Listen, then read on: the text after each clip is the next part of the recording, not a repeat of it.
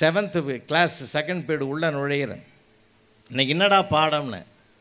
Sir இன்றைக்கி குறள் sir. குறளில் எந்த தலைப்பு சொல்கிறார்? சுற்றம் தழால்னு வருது சார். ரைட். காக்கை கரவா கரைந்துண்ணும் மாக்கமும் மன்ன நீராக்கே உள்ள அந்த குறள் தானேப்பா சார். கரெக்டாக சொல்கிறீங்க சார். பார்க்காம எப்படி சார் சொன்னீங்க? நான் 3 வருஷமாக நடத்துகிறேன்னடா. உட்காரு. 3 வருஷமாக நடத்தும் போது அந்த குறள் மனப்பாடம் ஆகிடாதா? உட்கார். அப்போ நாங்கள் என்ன பண்ணுறது? அதுக்கு பத உரையெல்லாம் பொழிப்புரையெல்லாம் சொல்கிறதில்லை. நல்லா கவனி. காக்காயை பார்த்துருக்கிறியா ஏழுமலை? சார் என்ன சார் இப்படி கேட்டீங்க? அவன் நம்ம கூட பயணம் பண்ணுவான். என்ன சார் இப்படி கேட்டீங்க? வெள்ளிக்கிழமை அமாவாசை கிருத்திகை ஏகாதசியெல்லாம் வந்தால் எங்கள் அம்மா கொண்டு போய் மதில் மேலே சோறு வைப்பாங்க சார். காக்கான்னு கூப்பிடுவாங்க சார். ஒரு 10-15 காக்கா அப்படியே ரவுண்டாக உட்காரும் சார். அங்கே சத்தம் போடாது சார், சண்டை போடாது சார். ஷேர் பண்ணி கொத்தி கொத்தி சாப்பிட்டு காலி பண்ணிட்டு போயிடும் சார். இதை நான் பல தடவை பார்த்துருக்குறேன் சார் அப்படின்னா. இதை தாண்டா திருவள்ளுவர் சொல்கிறாரு. இதே சார் சொல்கிறாரு. ஆமாம்.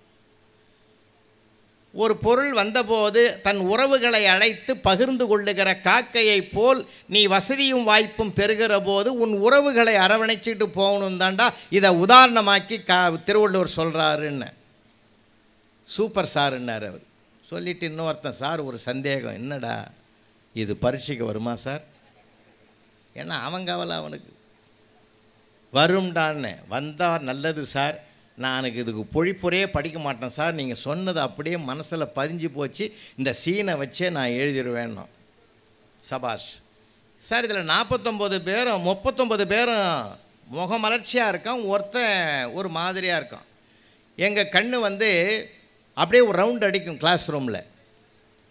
ஒவ்வொருத்தரும் நாங்கள் அப்படி பார்க்குற போது அந்த முக மாறுபாட்டிலேயே மோப்பக் குழையும் அனைச்சம் முகம் தெரிந்து நோக்கக் குழையும் விருந்துன்னு பார் திருவள்ளுவர். அதுக்கு மட்டும் இல்லை, ஒருத்தர் முகத்தை பார்த்தாலே அகத்தில் என்ன இருக்குதுன்னு தெரிஞ்சுக்கலாம். அதனால் என்ன பண்ணணும், எனக்கு அது குறிப்பிட்ட பையனை பார்க்குற போது திரும்ப திரும்ப பார்க்குறேன். அவன் ஒரு மாதிரியாக இருக்கான். என்ன தம்பி உடம்பு சரியில்லையான்னு? எல்லாம் நல்லா தான் சார். பின்ன ஏன் ஒரு மாதிரியாக இருக்கிற? அதெல்லாம் ஒன்றும் இல்லை சார். ஏதாவது டவுட்டு நான் தப்பாக சொல்லிட்டேன்னா? அதெல்லாம் ஒன்று சார். நீங்கள் தப்பாக சொல்லுவீங்களா? பின்ன ஏண்டா ஒரு சார் எல்லாம் ஒன்றும் இல்லை, ஏதாவது சொன்னால் பிரச்சனை ஆகிடும்னா. அப்போ ஏதோ ஒன்று தப்பாக நினைக்கிறேன் நீ மனசில். விஷயத்துக்கு வா. நான் ஒன்றும் தப்பாக நினைக்கல.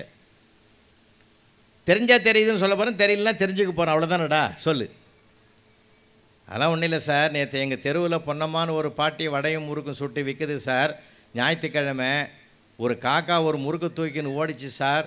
பாட்டிக்கு முட்டி வலி ஃபாலோ பண்ண முடியாதுன்னு நான் பின்னாடியே போனேன் சார். அந்த முறுக்கு வாங்கி கொடுத்துட்டா பாட்டிக்கு சந்தோஷப்படுமேன்னு. அந்த காக்கா என்ன பண்ணிச்சு, அந்த புளிய மரத்து உச்சியில் போய் உட்காந்து அந்த காலுங்கீழே வச்சு அந்த முறுக்கை கடைசி வரைக்கும் அது மட்டும்தான் சாப்பிட்டதே தவிர நீங்கள் சொல்கிற மாதிரி எந்த சொந்த காக்காயும் கூப்பிட்டு அதுக்கு ஷேர் பண்ணவே இல்லைன்னா. இது 100க்கு 100 உண்மை சார். எனக்கு பகீர்னுது. அடாடா சிக்கலான கேள்வியை கேட்டானே. இன்றைக்கி ராசி பரல்ல சிறுவனால் சீரழிவாயின்னு சொன்னானோ இன்னுமோ. நம்ம நேரமே இப்படி இருக்குதேன்னு சொல்லி கொஞ்சம் அப்படியே யோசனை பண்ணிக்கிட்டே இருக்கிறேன். என்ன சொல்லலாம் பதில்னு உள்ளுக்குள்ளே யோசனை ஓடிக்கிட்டு இருக்கு. அதான் சார் எப்படி சார் அப்படின்னா, ஃபேண்டாஸ்டிக், அருமைடா அருமைடா, அருமையான கேள்வி கேட்டடா. இதுக்கெல்லாம் என்ன பதில் உடனேவா சொல்ல முடியும்? எல்லாம் யோசித்து பிரமாதமாக சொல்லணும்டா அப்படின்னு. சார் நீங்கள் நினச்சா சொல்லலாம் சார். சொல்லலாண்டா மனசு வேண்டுது. முருகா என்னை காப்பாற்று. இவங்கிட்டேருந்து என்னை காப்பாற்ற இல்லைன்னா என்னை போய் விளம்பரம் பண்ணிவிடுவான். முருகா என்னை காப்பாற்றின. முருகன் காப்பாற்றிட்டான் சார். பீரியடு முடிஞ்சு பெல் அடிச்சிட்டான். நான் சொன்னேன் அடுத்த பீரியடில் பார்க்கலான்னு. சார் அடுத்த டீச்சர் வர்றதுக்கு 5 நிமிஷம் ஆகும், நீங்கள் சொல்லிட்டு போங்க சார். நான் என்னடா இவன் விடமாட்டான் போல இருக்குது. இல்லைப்பா நாளைக்கு நிதானமாக அவன் சொல்கிறேன் போன்னு வந்துட்டு. சார் ராத்திரி பூரா தூக்கம் வரல. கேர்ள்ஸ் ஹை ஸ்கூல்லே எங்கள் பொண்ணு படிக்குது.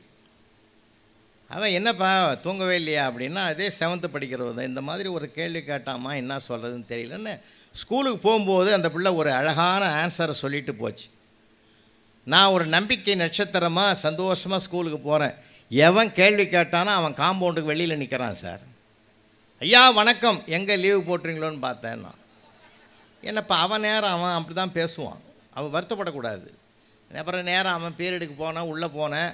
எல்லாரும் அவனுக்கு ஒரு கைத்தட்டல் கொடுங்கப்பான்னா. யார் ஒருடைய கேள்வியும் சிந்தனையும் நியாயம் என்று நீங்கள் எப்பொழுது பாராட்டுவதற்கு முற்படுகிறீர்களோ அவர்கள் நீங்கள் சொல்லுவதை பணிந்து கேட்க பக்குவத்தை பெற்று விடுவார்கள். அதனால் பாராட்டுங்கடான்னா கைத்தட்டிட்டானுங்க. அப்போ தான் நான் சொன்னேன், சபாஷ், அவன் சொன்ன கருத்தோல் அவனுடைய காட்சியிலும் ஒரு கருத்து இருக்குது, திருவள்ளுவர் சொன்னதாக நான் சொன்னதிலும் ஒரு கருத்து இருக்குது. எப்படின்னா, அந்த முறுக்கு தூக்கி போகிற காக்கா தனியாக தான் சாப்பிடும், அது உண்மை. அது என்ன கற்பிக்கிறது என்றால், நான் சொன்ன வள்ளுவர் சொன்னதாக நான் சொன்னது என்ன கற்பிக்கிறது என்றால், ஏ மனிதனே, நேர்மையாக வருகிற பொருளை உன் உறவுகளோடு பகிர்ந்து கொள், அதற்கு தண்டனை எதுவும் கிடையாது. தவறாக வருகிற பொருளுக்கு தண்டனை உண்டு என்பதனால் அந்த தண்டனை என்னோடு போகட்டும், என் இனத்துக்கு வர வேண்டாம் என்றுதான் அதை அழைக்கவில்லைன்னு சபாஷ் அப்படின்னு அவன் கை தட்டினான். இப்போ அவன் சொல்லி நான் சொல்லணும். இப்போ நான் சொன்னதுக்கு சபாஷ்னார். நான் அதோட கௌரவமாக வந்திருக்கலாம்ல. நான் எப்பயுமே உண்மையை பேச்சையே துவைக்கிறவன். இது கூட என் பொண்ணு தாண்டா சொன்னான், உன்ன மாதிரி 7th படிக்கிறவன்னு. அதான பார்த்தேன்னா, அந்த அதான பார்த்தன்றதுல 1000 அர்த்தம் இருக்குது. உன்னால் முடியாது, எங்களால் தாண்டா முடியும். உண்மையிலேயே திருவள்ளுவர்களுடைய கருத்துக்கு இணையான இன்னொரு புதிய சித்தாந்தம், ஒரு புதிய பார்வை அன்றைக்கு வகுப்பறையிலே கிடைத்திருக்கிறது என்றால், இதை போல எத்தனை மடங்கு புத்திசாலி பிள்ளைகளை இந்த புத்தக திருவிழாக்கள் உருவாக்கும் என்பதை கொஞ்சம் யோசித்து பாருங்கள். படிக்கணும் சார், நிறைய படிக்கணும். நிறைய படித்தாதான், உள்வாங்கினாதான் இந்த உலகத்தையே புரிஞ்சிக்க முடியும். ஒரு உறவை எப்படி கட்டுக்கோப்பாக வச்சிருக்கணும். ஏன்னா நான் மகிழ்ந்தால்தான் இன்னொருவரை மகிழ வைக்க முடியும். இன்னும் சொல்ல போனால் ஒரு மனிதனை மகிழ்ச்சி தான். அந்த மகிழ்ச்சி எங்கே கிடைக்குன்னா இலக்கியங்களில் கிடைக்கிறது. அன்னை தமிழ் மொழியை பேசி உரையாடுவதனால் கிடைக்கிறது. எவ்வளவோ இருக்குது, நிறைய விஷயங்கள் இருக்குது. கொஞ்சம் ஆழமாகவும் போகலாம். நான் வாழ்க்கையில் நம்ம இப்போ மகிழ்ச்சியை தொலைச்சிட்டோம் சார். ரொம்ப ரொம்ப வருத்தமாக இருக்குது. மகிழ்ச்சியை தொலைச்சிட்டு இந்த கருவிகளுக்குள்ளே நாங்கள் அகப்பட்டுக்கிட்டோம். நான் நிறைய மனசாட்சியோடு கேட்குறேன். ஃப்ளைட்டில் போகும்போதும் சார் இதே தான் சார். நான் எல்லாரையும் பார்க்குறேன், ஒருத்தன் பார்த்து பேசுகிறதே கிடையாது. அப்போல்லாம் ட்ரெயினில் பயணம் பண்ணால் எதிரில் உட்காந்து உரையாடுவாங்க சார். அப்படியே கொஞ்சம் பேசுவாங்க. 8 மணி நேரம் பயணமாக இருந்தால் அப்படியே ஆரம்பிப்பாங்க சார். முதல்ல பேசி அப்புறம் இவருக்கு உண்டாந்த புளி சாதம் அங்கே போவோம், அவருக்கு உண்டாந்த தயிர் சாதம் இங்கே வரும். அப்படியே சாப்பிடுவாங்க. சாப்பிட்டுட்ட பிற்பாடு அப்புறம் என்ன உங்கள் குலம் எது கோத்திரம் எதுன்னு அப்படியே ஆரம்பித்து அப்படியே போய் ஊர் உறவுகள்லாம் ஒன்றா ஆகி சம்மந்தி ஆகி கூட நிறைய பேர் இருக்கிறான். இப்படிலாம் ஒரு காலத்தில் இருந்திருக்குது சார். இன்றைக்கி நாம் அது வாய்ப்பை இழந்துட்டோம் சார். நான் தென்கட்சி சுவாமிநாதன் ஐயா அவர்களோட ஒரு 8 ஆண்டுகள் பயணம் பண்ணவேன். உண்மையிலேயே அவரை மாதிரி ஒரு தமிழ் அறிஞர் உலகத்திலே இருக்க முடியாது. ஏன் தெரியுமா? எனக்கு தெரிஞ்சு அவர் 50 ஆண்டு இலக்கிய மேடையில் பேசினார். 50 ஆண்டுகளாக மேடைகளில் சம்பாதித்த ஒற்றை ரூபாயை கூட அவர் வீட்டுக்கு எடுத்துகிட்டு போனது கிடையாது. தமிழ்நாட்டில் உள்ள ஏராளமான பிள்ளைகளுடைய படிப்புக்காகவே அதை உதவி செஞ்சார். அவர்கிட்ட ஒரு பெரிய டைரி இருக்கும். தமிழ்நாட்டில் எத்தனை ஏழை குழந்தைகளோ அத்தனை குழந்தைகளுடைய அட்ரஸ் இருக்கும். அவர் அப்படி ஒரு அருமையான மனிதர். குற்றால தென்காசியில் பேசிட்டு குற்றால அருவியில் குளிக்கலாமான்னு ஒரு யோசனை பண்ணி 2 பேரும் போகணும். அங்கே அருவியில் கிட்ட போகும்போது அங்கே அவரோட படித்த 2 பேர், அவர் அக்ரி தான் படித்தது, பிஎஸ்சி அக்ரி படித்தவர். அவரோட படித்த 2 மாணவர் ஸ்டூடெண்ட் அங்கே வந்திருந்தாங்க, நண்பர்கள். அதில் ஒரு ஆள் கிண்டல் பண்ணான், இந்த அருவி கொட்டுற உயரமான இடம் இல்லை. அப்போ இன்று ஒரு தகவல் பிரசித்தியாக போயிட்டுருக்கிற நேரம். அதில் ஒருத்தன் கிண்டல் பண்ணான், சாமிநாதா இந்த அருவி கொட்டுற உயரமான இடத்துல நீ இப்போ உட்காந்து இன்று ஒரு தகவல் சொன்னால் எப்படி இருக்கும்னார். எங்களுக்கெல்லாம் வருத்தமாக இருந்தது. ஆனால் ஐயா உடனே பதில் சொன்னார், நல்லா தான் இருக்கும், நீ என் வீட்டுக்கு தகவல் சொல்ல வேண்டியிருக்கும்னார். அதை எப்படி அப்படியே மாற்றினார் பார்த்தீங்களா சார்? தாக்குதலை கூட தாங்குதலாக மாற்றுகிற பக்குவம் வார்த்தைகளில் தான் இருக்கிறது. வார்த்தைகளே வலிமை, வார்த்தைகளேமே நன்மை தரும். வன்மையும் மென்மையும் வார்த்தைகளில் இருக்குது சார். ஒரு பூனை கூட குட்டி போட்டுட்டுன்னா ஒரே இடத்துல விடாது சார், வாயால் கவ்விக்கிட்டு வேறு இடத்துல கொண்டு போய் வைக்கும். ஆனால் அதே குட்டிகளுக்கு பசி எடுக்குதுன்னா அதே வாயால் தான் எலியை பிடிக்கும். எலி இறந்து போகுது. அப்போ எலியை பிடிக்கும் போது வன்மையை கையாளுகிறது, குட்டியை பிடிக்கிற போது மென்மையை கையாளுகிறதுனா, ஒரு பூனை கூட எப்போ வன்மையை கையாளணும் எப்போ மென்மையை கையாளணும்னு கற்றுக்கிட்டு இருக்கிற போது இந்த ஆறறிவு படைத்த மனிதனுக்கு அது தெரியலைன்னா அவன் மொழியை சரியாக உள்வாங்கலைன்னு அர்த்தம். மென்மையான வார்த்தைகளுக்கு நிகரானது உலகத்தில் இல்லை சார். மீண்டும் மீண்டும் சொல்கிறேன், இங்கே இருக்கிற அத்தனை பேரையும் வணங்கி கேட்குறேன், 60 வயதாச்சா ஒருத்தரை கூட நீங்கள் திட்டாதீங்க சார் உங்கள் வாயால். அது வரைக்கும் திட்டலாமான்னு கேட்காதீங்க.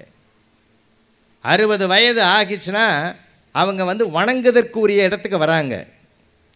யார் ஒருவர் வணங்குகிற இடத்துக்கு வருகிறார்களோ அவர்கள் வாழ்த்துவதற்கு உரியவர்கள்னு அர்த்தம். சமுதாயம் கற்றுக்கிற அழகியாது. அதனால தான் நான் கேட்குறேன், நான் உலக நாடுகள் பூரா போய் வந்துட்டேன். பிரான்ஸு திருவள்ளுவர் சிலை திறப்பு விழாக்கு நாங்கள் தான் போய் திறந்து வச்சுட்டு வந்தேன். எல்லா நாடுகளுக்கும் போய் வந்தேன் சார். ஆனால் இங்கே இருக்கிற கல்ச்சர் அங்கே இருக்குமான்றதெல்லாம் கேள்விக்குறி. நம்ம லைஃப் இருக்க, தமிழருடைய வாழ்க்கை இருக்க, என்ன அழகான வாழ்க்கை தெரியுமா? வாழ்க்கையை கொண்டாடி கொண்டாடி மகிழ்ந்தான் சார். எந்தையும் தாயும் மகிழ்ந்து குலாவி இருந்தது மின்னாடு, அதன் முந்தைய 1000 ஆண்டுகள் வாழ்ந்து முடிந்தது மின்னாடு. வாழ்ந்து வாழ்ந்து வாழ்ந்து வாழ்ந்து பழகின மண்ணியா அந்த மண்ணு. 60 ஆண்டு மணி விழா கொண்டாடுறான்ல, 60வது திருமணம் மணி விழா கொண்டாடுறான். 70, 80, 75 பவள விழா, 80, 100 என்று பொன் விழா, வைர விழா, பவள விழா, முத்து விழா என்று வாழ்க்கையை கொண்டாடி கொண்டாடி மகிழ்கிறானே. இந்த மாதிரி எங்கேயாவது வாழ்க்கையை கொண்டாடி மகிழ்கிற குதூகலத்தை பார்த்துருக்க முடியுமா? முடியவே முடியாது. எனக்கு கூட 60ஆம் கல்யாணம் திருக்கடையில் நடந்தது 14 வருஷத்துக்கு முந்தி.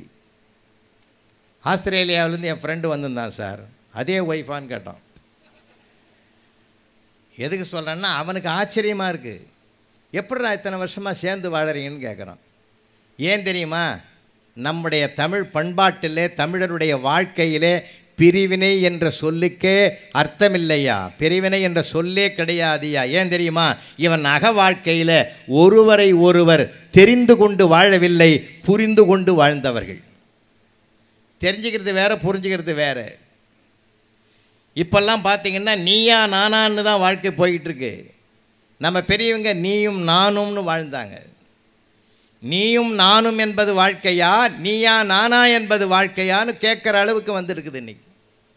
ஏன் இந்த கலாச்சாரம் போகுது? இந்த கலாச்சாரத்தினுடைய வீழ்ச்சிக்கு காரணமே தாய்மொழி பற்றி இல்லாதது தான், தடம் புரண்டது தான் மிக முக்கிய காரணம். நம்ம மொழி தான் சார் அந்த பண்பாட்டை கொடுக்கும், வாழ்க்கையை சொல்லி கொடுக்கும். ஏன் 60ல் ஒரு திருமணம் பண்ணுறான் தெரியுமா? பெத்த பிள்ளைகள் தாய் தகப்பன் கல்யாணத்தை பார்க்க வாய்ப்பில்லை, அவர்கள் பார்ப்பதற்காக அந்த வாய்ப்பை உருவாக்கினார்கள் முன்னோர்கள். ஏன் 70 கொண்டாடினா? 70 பேர பிள்ளைகளும் பார்த்து மகிழ்வதற்கு.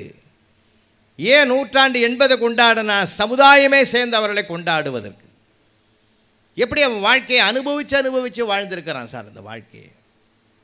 இன்றைக்கெல்லாம் நம்ம பணத்தில் பிரச்சனை இல்லை, பணம் ஒரு பக்கம் சம்பாதிக்கிறோம். ஏன்னா பணம் சம்பாதிக்கிறத விட அது ஈகோ அதிகமாக வளருது.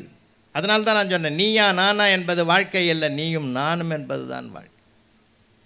இந்த வாழ்க்கையினுடைய அர்த்தத்தை புரிந்து கொள்ளாமலேயே பயணிக்கிறவர்களைத்தான் நாம் நிறைய பேரை பார்க்குறோம்.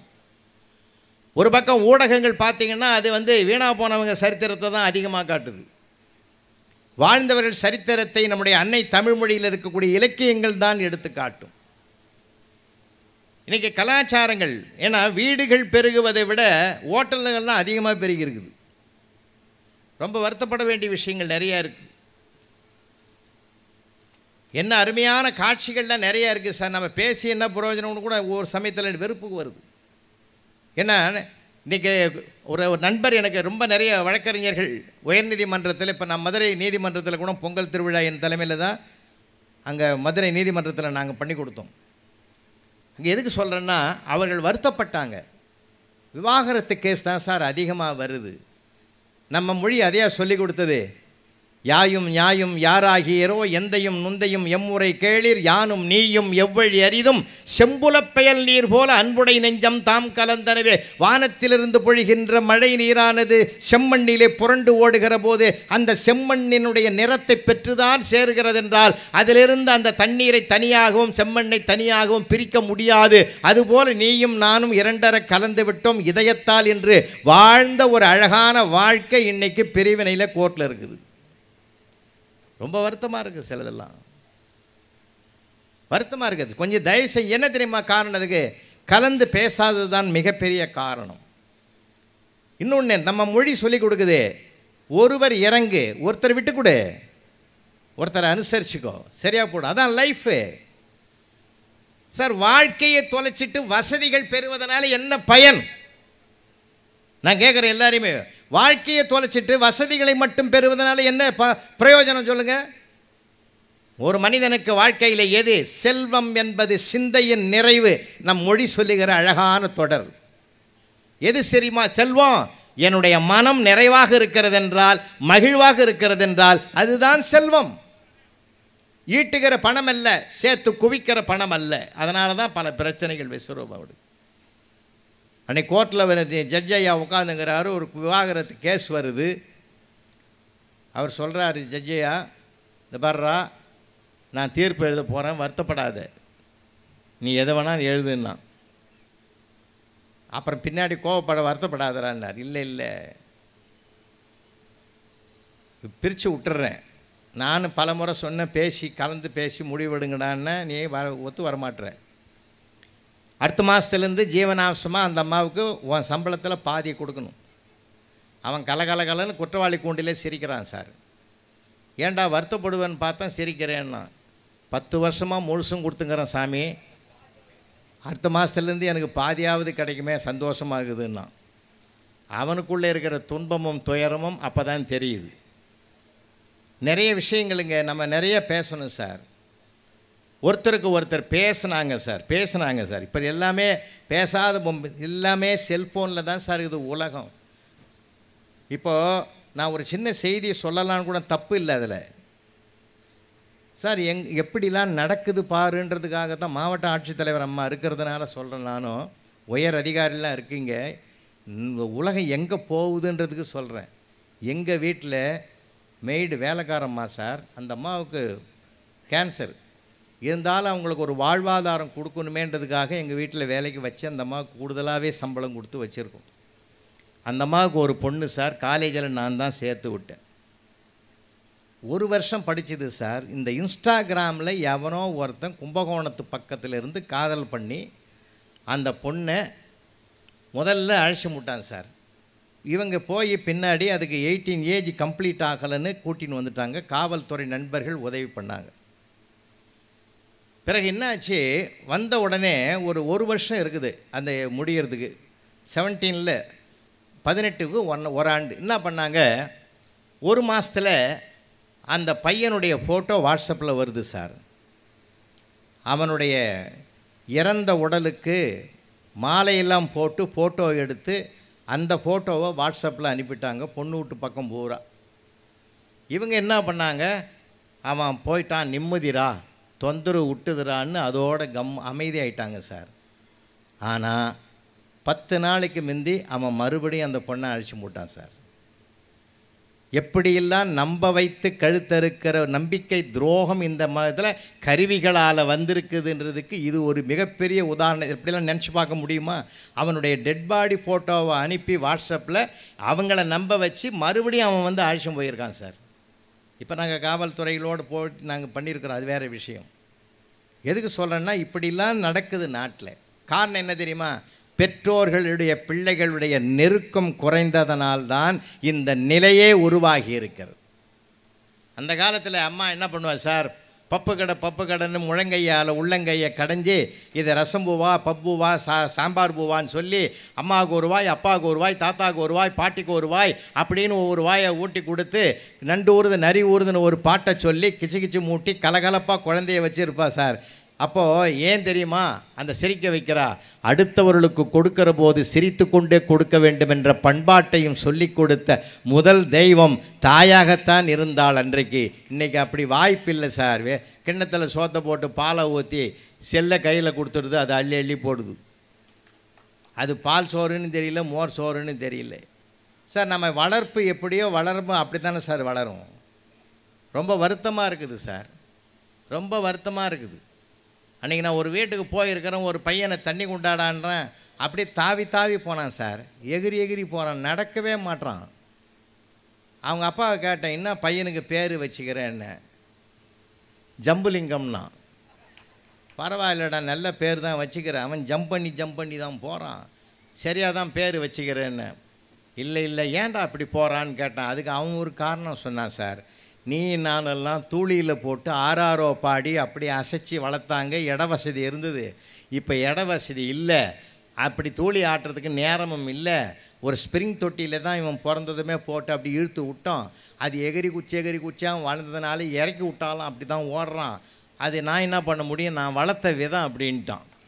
இது உண்மைதாங்க. அது நாம் எப்படி வளர்க்குறோமோ அப்படி தானே சார் உருவாகுவான். இல்லை, அதாவது ரசனையோடு சொல்லுங்கன்ற. நான் ரசனையை சொல்லி கொடுத்தா தாய். இன்றைக்கி அம்மாவும் வேலைக்கு போகிறா, பிள்ளைகளை பார்க்குறதுக்கு முடியல. வாழ்வாதார போராட்டம், எந்த போராட்டம் எப்படி இருந்தாலும் தாத்தா பாட்டிகளுக்கு மத்தியில் உட்காந்து குழந்தை வளர்ந்தது சார்.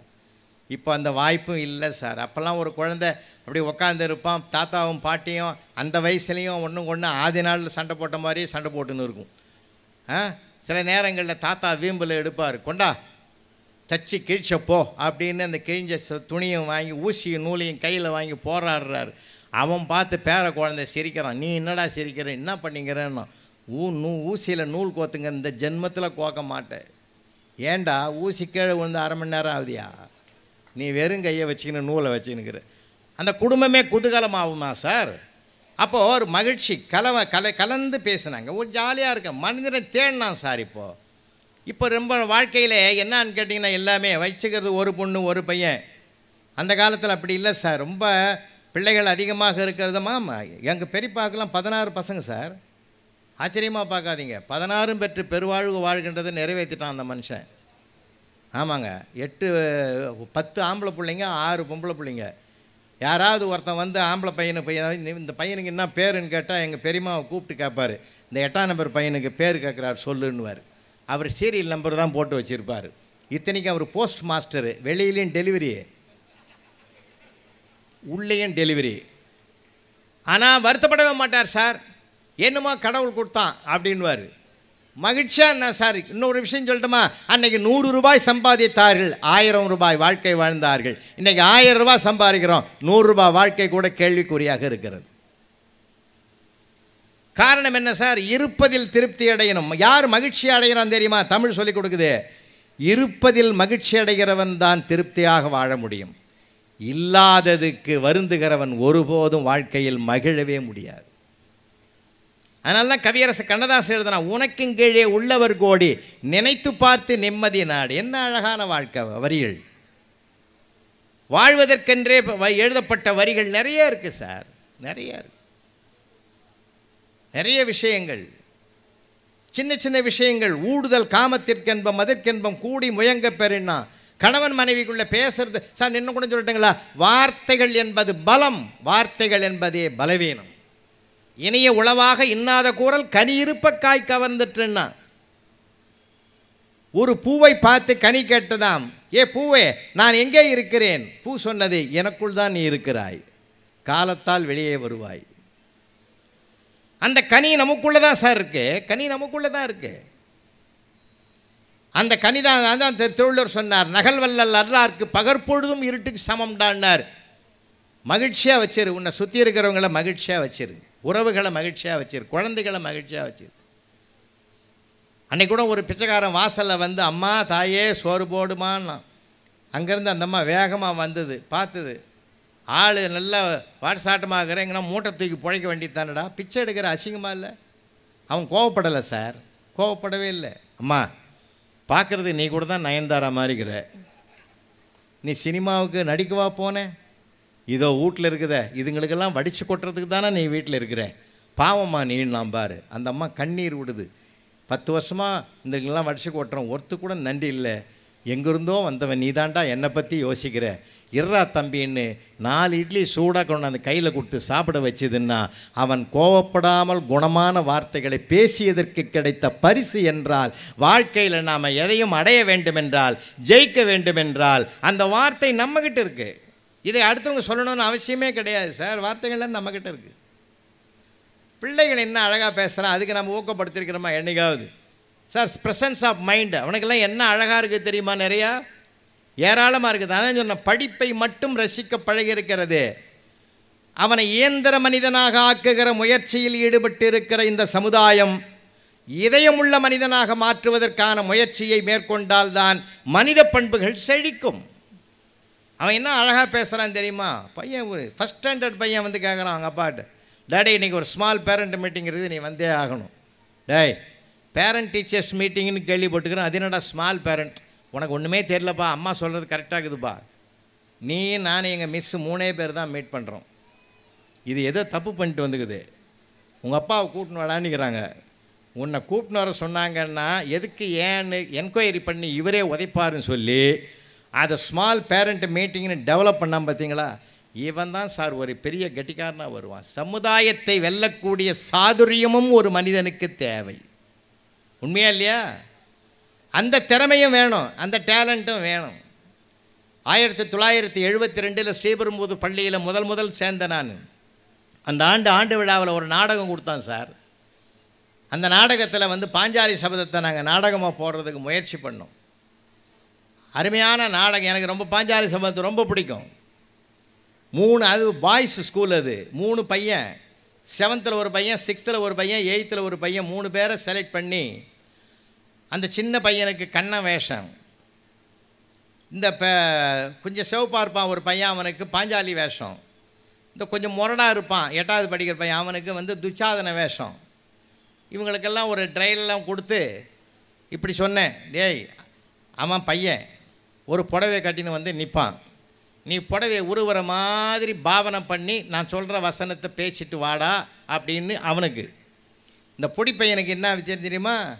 ஸ்டேஜுக்கு பின்னாடி ஒரு பலகையை போட்டு ஒரு 10 புடவையை வச்சு உன்னை உட்கார வைப்போம்.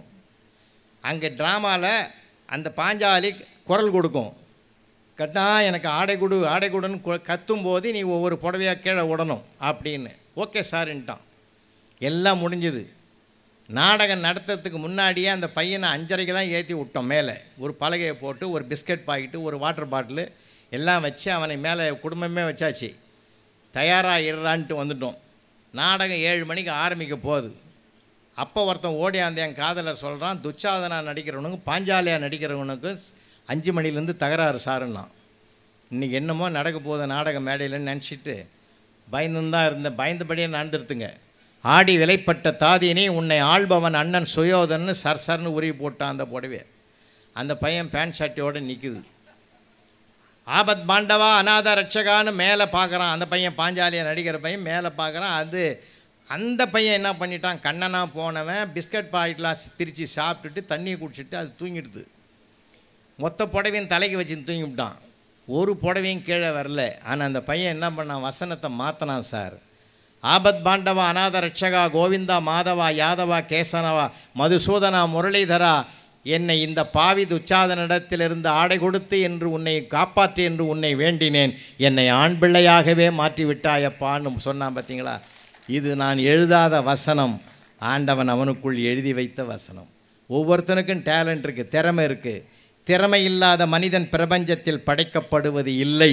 அதனால்தான் என் அன்னை தமிழ் மாற்றுத்திறனாளி என்ற புதிய வார்த்தையை அவனுக்கு கொடுத்திருக்கிறது இல்லையா? மாறுபட்ட திறமை ஒன்று அவனிடத்தில் குடியிருக்கிறது. அதனால் நம்ம பிள்ளைகளாக பார்த்து பழகணும். திருவள்ளுவர் விடவா மேலானவர்கள் குழந்தைகள் தினம்னு ஒன்று கொண்டாடுறோம் சார் இந்த நாட்டில். எனக்கு அதில் உடன்பாடு கிடையாது. நவம்பர் 14 குழந்தைகள் தினம் கொண்டாடணுமா? குழந்தைகள் தினம் என்று ஒன்று கொண்டாட வேண்டாம், குழந்தைகளை தினமும் கொண்டாட வேண்டும் என்ற ஒரு உறுதிமொழி நாம் எடுத்துக்கிட்டு செயல்பட்டோம்னா வாழ்க்கை அதை விட ஆனந்தம் சுகம் உலகத்திலே கிடையாது சார். குழந்தைகளோட நம்ம கொஞ்சணும், குழந்தைகளோட மகிழணும், அவங்களோட பேசணும். நான்லாம் இன்ஸ்பெக்ஷனுக்கு போவேன் சார். நிறைய இடங்களுக்கு அப்போல்லாம் ஸ்கூலில் மெட்ரிகுலேஷன் ஸ்கூல்லாம் போவேன். பசங்க அப்படி தான் சார் இருப்பான். ஒருத்தன் அந்த மழலை மொழியில் அப்படி தான் வரும். ஒரு வாசல்லே ஒரு பையன் விளையாடிங்கிறான் சார். அந்த பையனை கேட்டேன், சுமாராக எத்தனை டீச்சர் அந்த ஸ்கூலில் வேலை செய்கிறாங்கன்னு. எல்லா டீச்சரும் சுமாராக தான் இருப்பாங்கண்ணா. அதான் நான் என்ன கேட்குறேன், அவன் என்ன சொல்கிறான் பாருங்கள். அந்த மாதிரி இருப்பான். ஒருத்தன் 2 பேர் இருப்பான் சார். இன்னொன்று தெரியுங்களா, யார் ஒருவன் குறும்புத்தனம் அதிகமாக இருக்கிறானோ அவனை திசை மாற்றி விட்டால் பின்னாடி அவன் ஒரு சயின்டிஸ்டாக வருவான்றதை நீங்கள் எழுதி வச்சுங்க. அதிகமான குறும்புத்தனம் பண்ணுற பிள்ளைகள்லாம் கண்டுபிடிப்பாளனாக வந்திருக்கிற வரலாறு தான் அதிகம். நம்ம படிக்கணும் மார்க் வாங்கணும் மட்டுமில்லை, அவனை மதிப்புடைய பிள்ளைகளாக வளர்ப்பதற்கு வேண்டிய உரைகளை நாம் தான் கொடுக்கணும். ஏன்னா தாய்க்கு மிஞ்சின தெய்வம் கிடையாது. அம்மா என்று தமிழில் அழைத்தால் மஞ்சள் குங்குமத்தோடு பட்டுடுத்திய ஒரு தாய் கண் முன்னால் தெரிவாள். உம்மா என்று இஸ்லாத்திலே அழைத்தால் ஒரு பர்தானிந்த தாய் கண் முன்னாலே தெரிவாள். மம்மி என்று நீங்கள் அழைத்தால் ஒரு சட்டையும் பேண்ட்டும் தொப்பியும் போட்ட ஆங்கில மாடல் பெண்ணு தாய் கண் முன்னால் தெரிவாள். அம்மா என்றாலும் சரி, உம்மா என்றாலும் சரி, மம்மி என்றாலும் சரி, சொற்கள் மாறுபடலாம். ஆனால் தாய்மை என்ற உணர்வு மூவருக்கும் ஒன்றாகத்தான் இருக்கும். ஐயோ என்று இறக்கக்கூடிய இரக்க உணர்வு இந்த தாய்க்கே இருக்கக்கூடிய ஒரு தனித்துவம். அதனால் நம்ம பார்க்க வாழ்க்கை எப்படி இருக்கணும்னு, கணவன் மனைவி வாழ்க்கை எப்படி இருக்கணும் குறள் சொல்லி கொடுத்தது. அன்பின் வழியது கேண்மைன்னா ஆனந்தமாக இருக்கணும். நான் சமீபத்தில் குடும்ப கூட்டங்களை நிறைய பேசுவேன். அப்போ கூட நான் ஒரு செய்தியை சொன்னேன். இப்போ ஒரு தீபாவளி வருது, பொங்கல் வருது, அப்போ போயிட்டு இந்தம்மா ஒரு 50,000 1,00,000 போ, உனக்கு தேவையான பிள்ளைகளுக்கு தேவையானது எடுத்துக்கோ, எனக்கு 1000 வேலை இருக்குதுன்னு சொல்லவே கூடாது. எல்லாரும் சொல்கிறேன், இங்கே இருக்கிற அதிகாரிகளும் சொல்கிறேன், ஒய்ஃபோடு போங்க, ஜவுளி கடைக்கு கூடவே போங்க, அங்கே ஒரு வாழ்க்கை கிடைக்கும், வாழ்க்கை சுகம் கிடைக்கும். இதை ஒருத்தனுக்கு நான் பேசிட்டேன் மீட்டிங்கில். மறுநாளே அவன் சம்சாரத்துக்கிட்ட சொல்லிக்கிறான், பொங்கல் வருது, புலவர் சொல்லிட்டாரு, உன் கூடயே போகணுன்னாரு, அதனால் நானும் வரேன்ட்டான். அந்தம்மா கூட்டும் போகும்போதே மனசுக்குள்ளே சண்டை போட்டுங்குது. இந்த ஆள் கூட்டத்துக்கு அனுப்புனது தப்பாக போச்சு. நான் தனியாக போனாலே நான் பாட்டு நிம்மதியாக எடுப்பேன். நான் பார்டரை பார்ப்பேன், புட்டாவை பார்ப்பேன், கலரை பார்ப்பேன். இந்த ஆள் அந்த சின்ன பில்லை தான் பார்த்து கிடப்பான். இது நல்லா இல்லை, அது நல்லா இல்லைன்னு எல்லாத்தையும் தூக்கி வைக்கிறதெல்லாம் தூக்கி போட்டுருவான். இந்த ஆள் கூட்டத்தை கேட்டுட்டு எனக்கு தள்ள கட்டி விட்டானே என்ன பண்ணுறதுன்னு சொல்லி நினச்சி போய் அந்த ஜவுளி கடையில் என்ன பண்ணுச்சு, முன்னாடியாக போட்டிருந்த அந்த பெஞ்சில் அவனை உட்கார வச்சுட்டுது. இந்த பாரியா, நான் உள்ளே போய் வெளியே வர்றதுக்கு ரொம்ப நேரம் ஆகும், மணிக்கணக்கில் ஆகும், அதனால் நீ வந்தால் உன்னால் நிற்க முடியாது, இங்கேயே உட்காரு அப்படின்னு சொல்லிட்டு உட்கார வச்சுட்டு போ. கிட்டத்தட்ட உள்ளே போய் அங்கேயும் எங்கேயும் சுற்றி கித்து எதோ பண்ணி கிட்டத்தட்ட ஒரு 7 மணி நேரம் ஆகிப்போச்சு. 7 மணி நேரம் ஆன பிறகு திடீர்னு அவன் புருஷன் ஞாபகம் வந்துடுது. குழந்தை ஞாபகம் வந்த மாதிரி ஞாபகம் வந்து பரபரப்பாக ஓடியாந்தது வாசலுக்கு. பெஞ்சில் உட்காந்துங்கிறவனை காணோம். இங்கே தானே உட்கார வச்சுட்டு போனோம், காணாமேன்னு சொல்லி பக்கத்தில் செக்யூரிட்டி நின்றுந்தான். செக்யூரிட்டியை பார்த்து கேட்டுது, செக்யூரிட்டி சார் ப்ளூ கலர் சட்டை போட்ட ஒரு ஆளை இங்கே உட்கார வச்சுட்டு போனேன்னு அவர் எங்கேன்னு கேட்டுது. அந்த செக்யூரிட்டி சார் சொன்னார், அடியே என்னை நல்லா பாடுறேன்னா. அவன் தான் செக்யூரிட்டியாக நிற்கிறான். அந்தம்மா கேட்டது பதறி போய், நீ ஏன் அந்த நிலையில் நிற்கிற, என்ன காரணம்னு. வேறு சத்தம் போடாத, உட்கார். நீ என்ன சொல்லிட்டு உட்கார வச்சுட்டு போனியா? நான் அந்த ஆளை பார்த்தேன், ஏற்கனவே இருந்த செக்யூரிட்டியை பார்த்தேன், சோகமாக இருந்தான். என்னப்பான்னு கேட்டேன். டியூட்டி மாத்திரம் வரல, என் பொண்ணை பார்க்குறதுக்கு மாப்பிள்ளை வீடு வராங்க, நான் என்ன பண்ணுறதுன்னு தெரியலேன்னு சொன்னான். நீ வேறு சொல்லிட்டு போனியா பல மணி நேரம் ஆகும்னு. இது எத்தனை மணி நேரம் டியூட்டி செய்யணும்னு கேட்டேன். 8 மணி நேரம்னா. பரவாயில்லை, அட்ஜஸ்ட் பண்ணிக்கலான்னு சொல்லி தான். எவ்வளோ கொடுப்பேன்னு கேட்டேன். 400 ரூபான்னா. சபாஷ், 8 மணி நேரமும் பொழுதும் போகும், 400 ரூபாயும் கிடைக்குதுன்னு தாண்டி ஒத்துக்கினேன்னா. இன்னும் 1 ஹவர் தான் இருக்குது, முடிச்சிடலான்னா.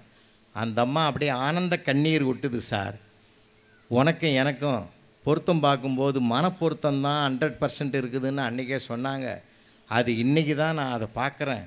எடுத்து வச்ச புடவைக்கு 400 ரூபா குறையுதுன்னு நினச்சேன். அதை கரெக்டாக சம்பாதிச்சிட்ட பற்றியா? உண்மையிலேயே 7 ஜென்மத்துக்கு நீ தாயா எனக்கு புருஷனாக வரணும்னு அது சொல்லிச்சு. நம்மால் மனசுக்குள்ளே நினச்சிக்கணும், இதுதான் எனக்கு 7வது ஜென்மமாக இருக்கணும்னு அவன் முடிவு பண்ண. சார், இதை விட மகிழ்ச்சி உலகத்தில் என்ன சார் இருக்குது? விட்டு கொடுப்பது. பட்டு கொடுத்தால் மகிழ்ச்சி வருமா? கை நிறைய துட்டு கொடுத்தால் மகிழ்ச்சி வருமா? நகை நட்டு கொடுத்தால் மகிழ்ச்சி வருமா?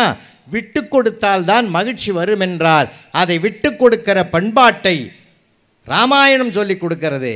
நாட்டையே விட்டு கொடுக்குறான சார் ராமன்.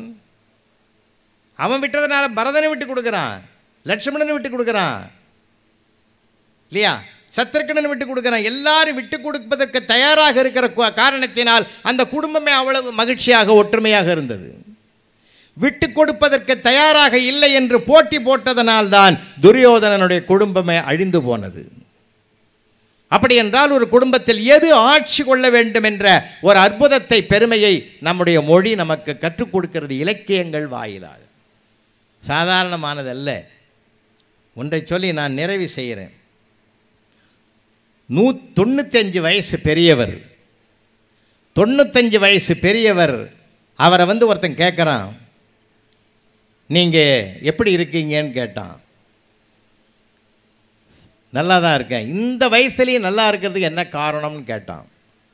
அதுக்கு பெரியவர் சொன்னார், அழகான செய்தி, வாழ்க்கை செய்தி. இதுதான் தமிழ் சொல்லி கொடுக்குற அழகான வாழ்வியல் இனிமை.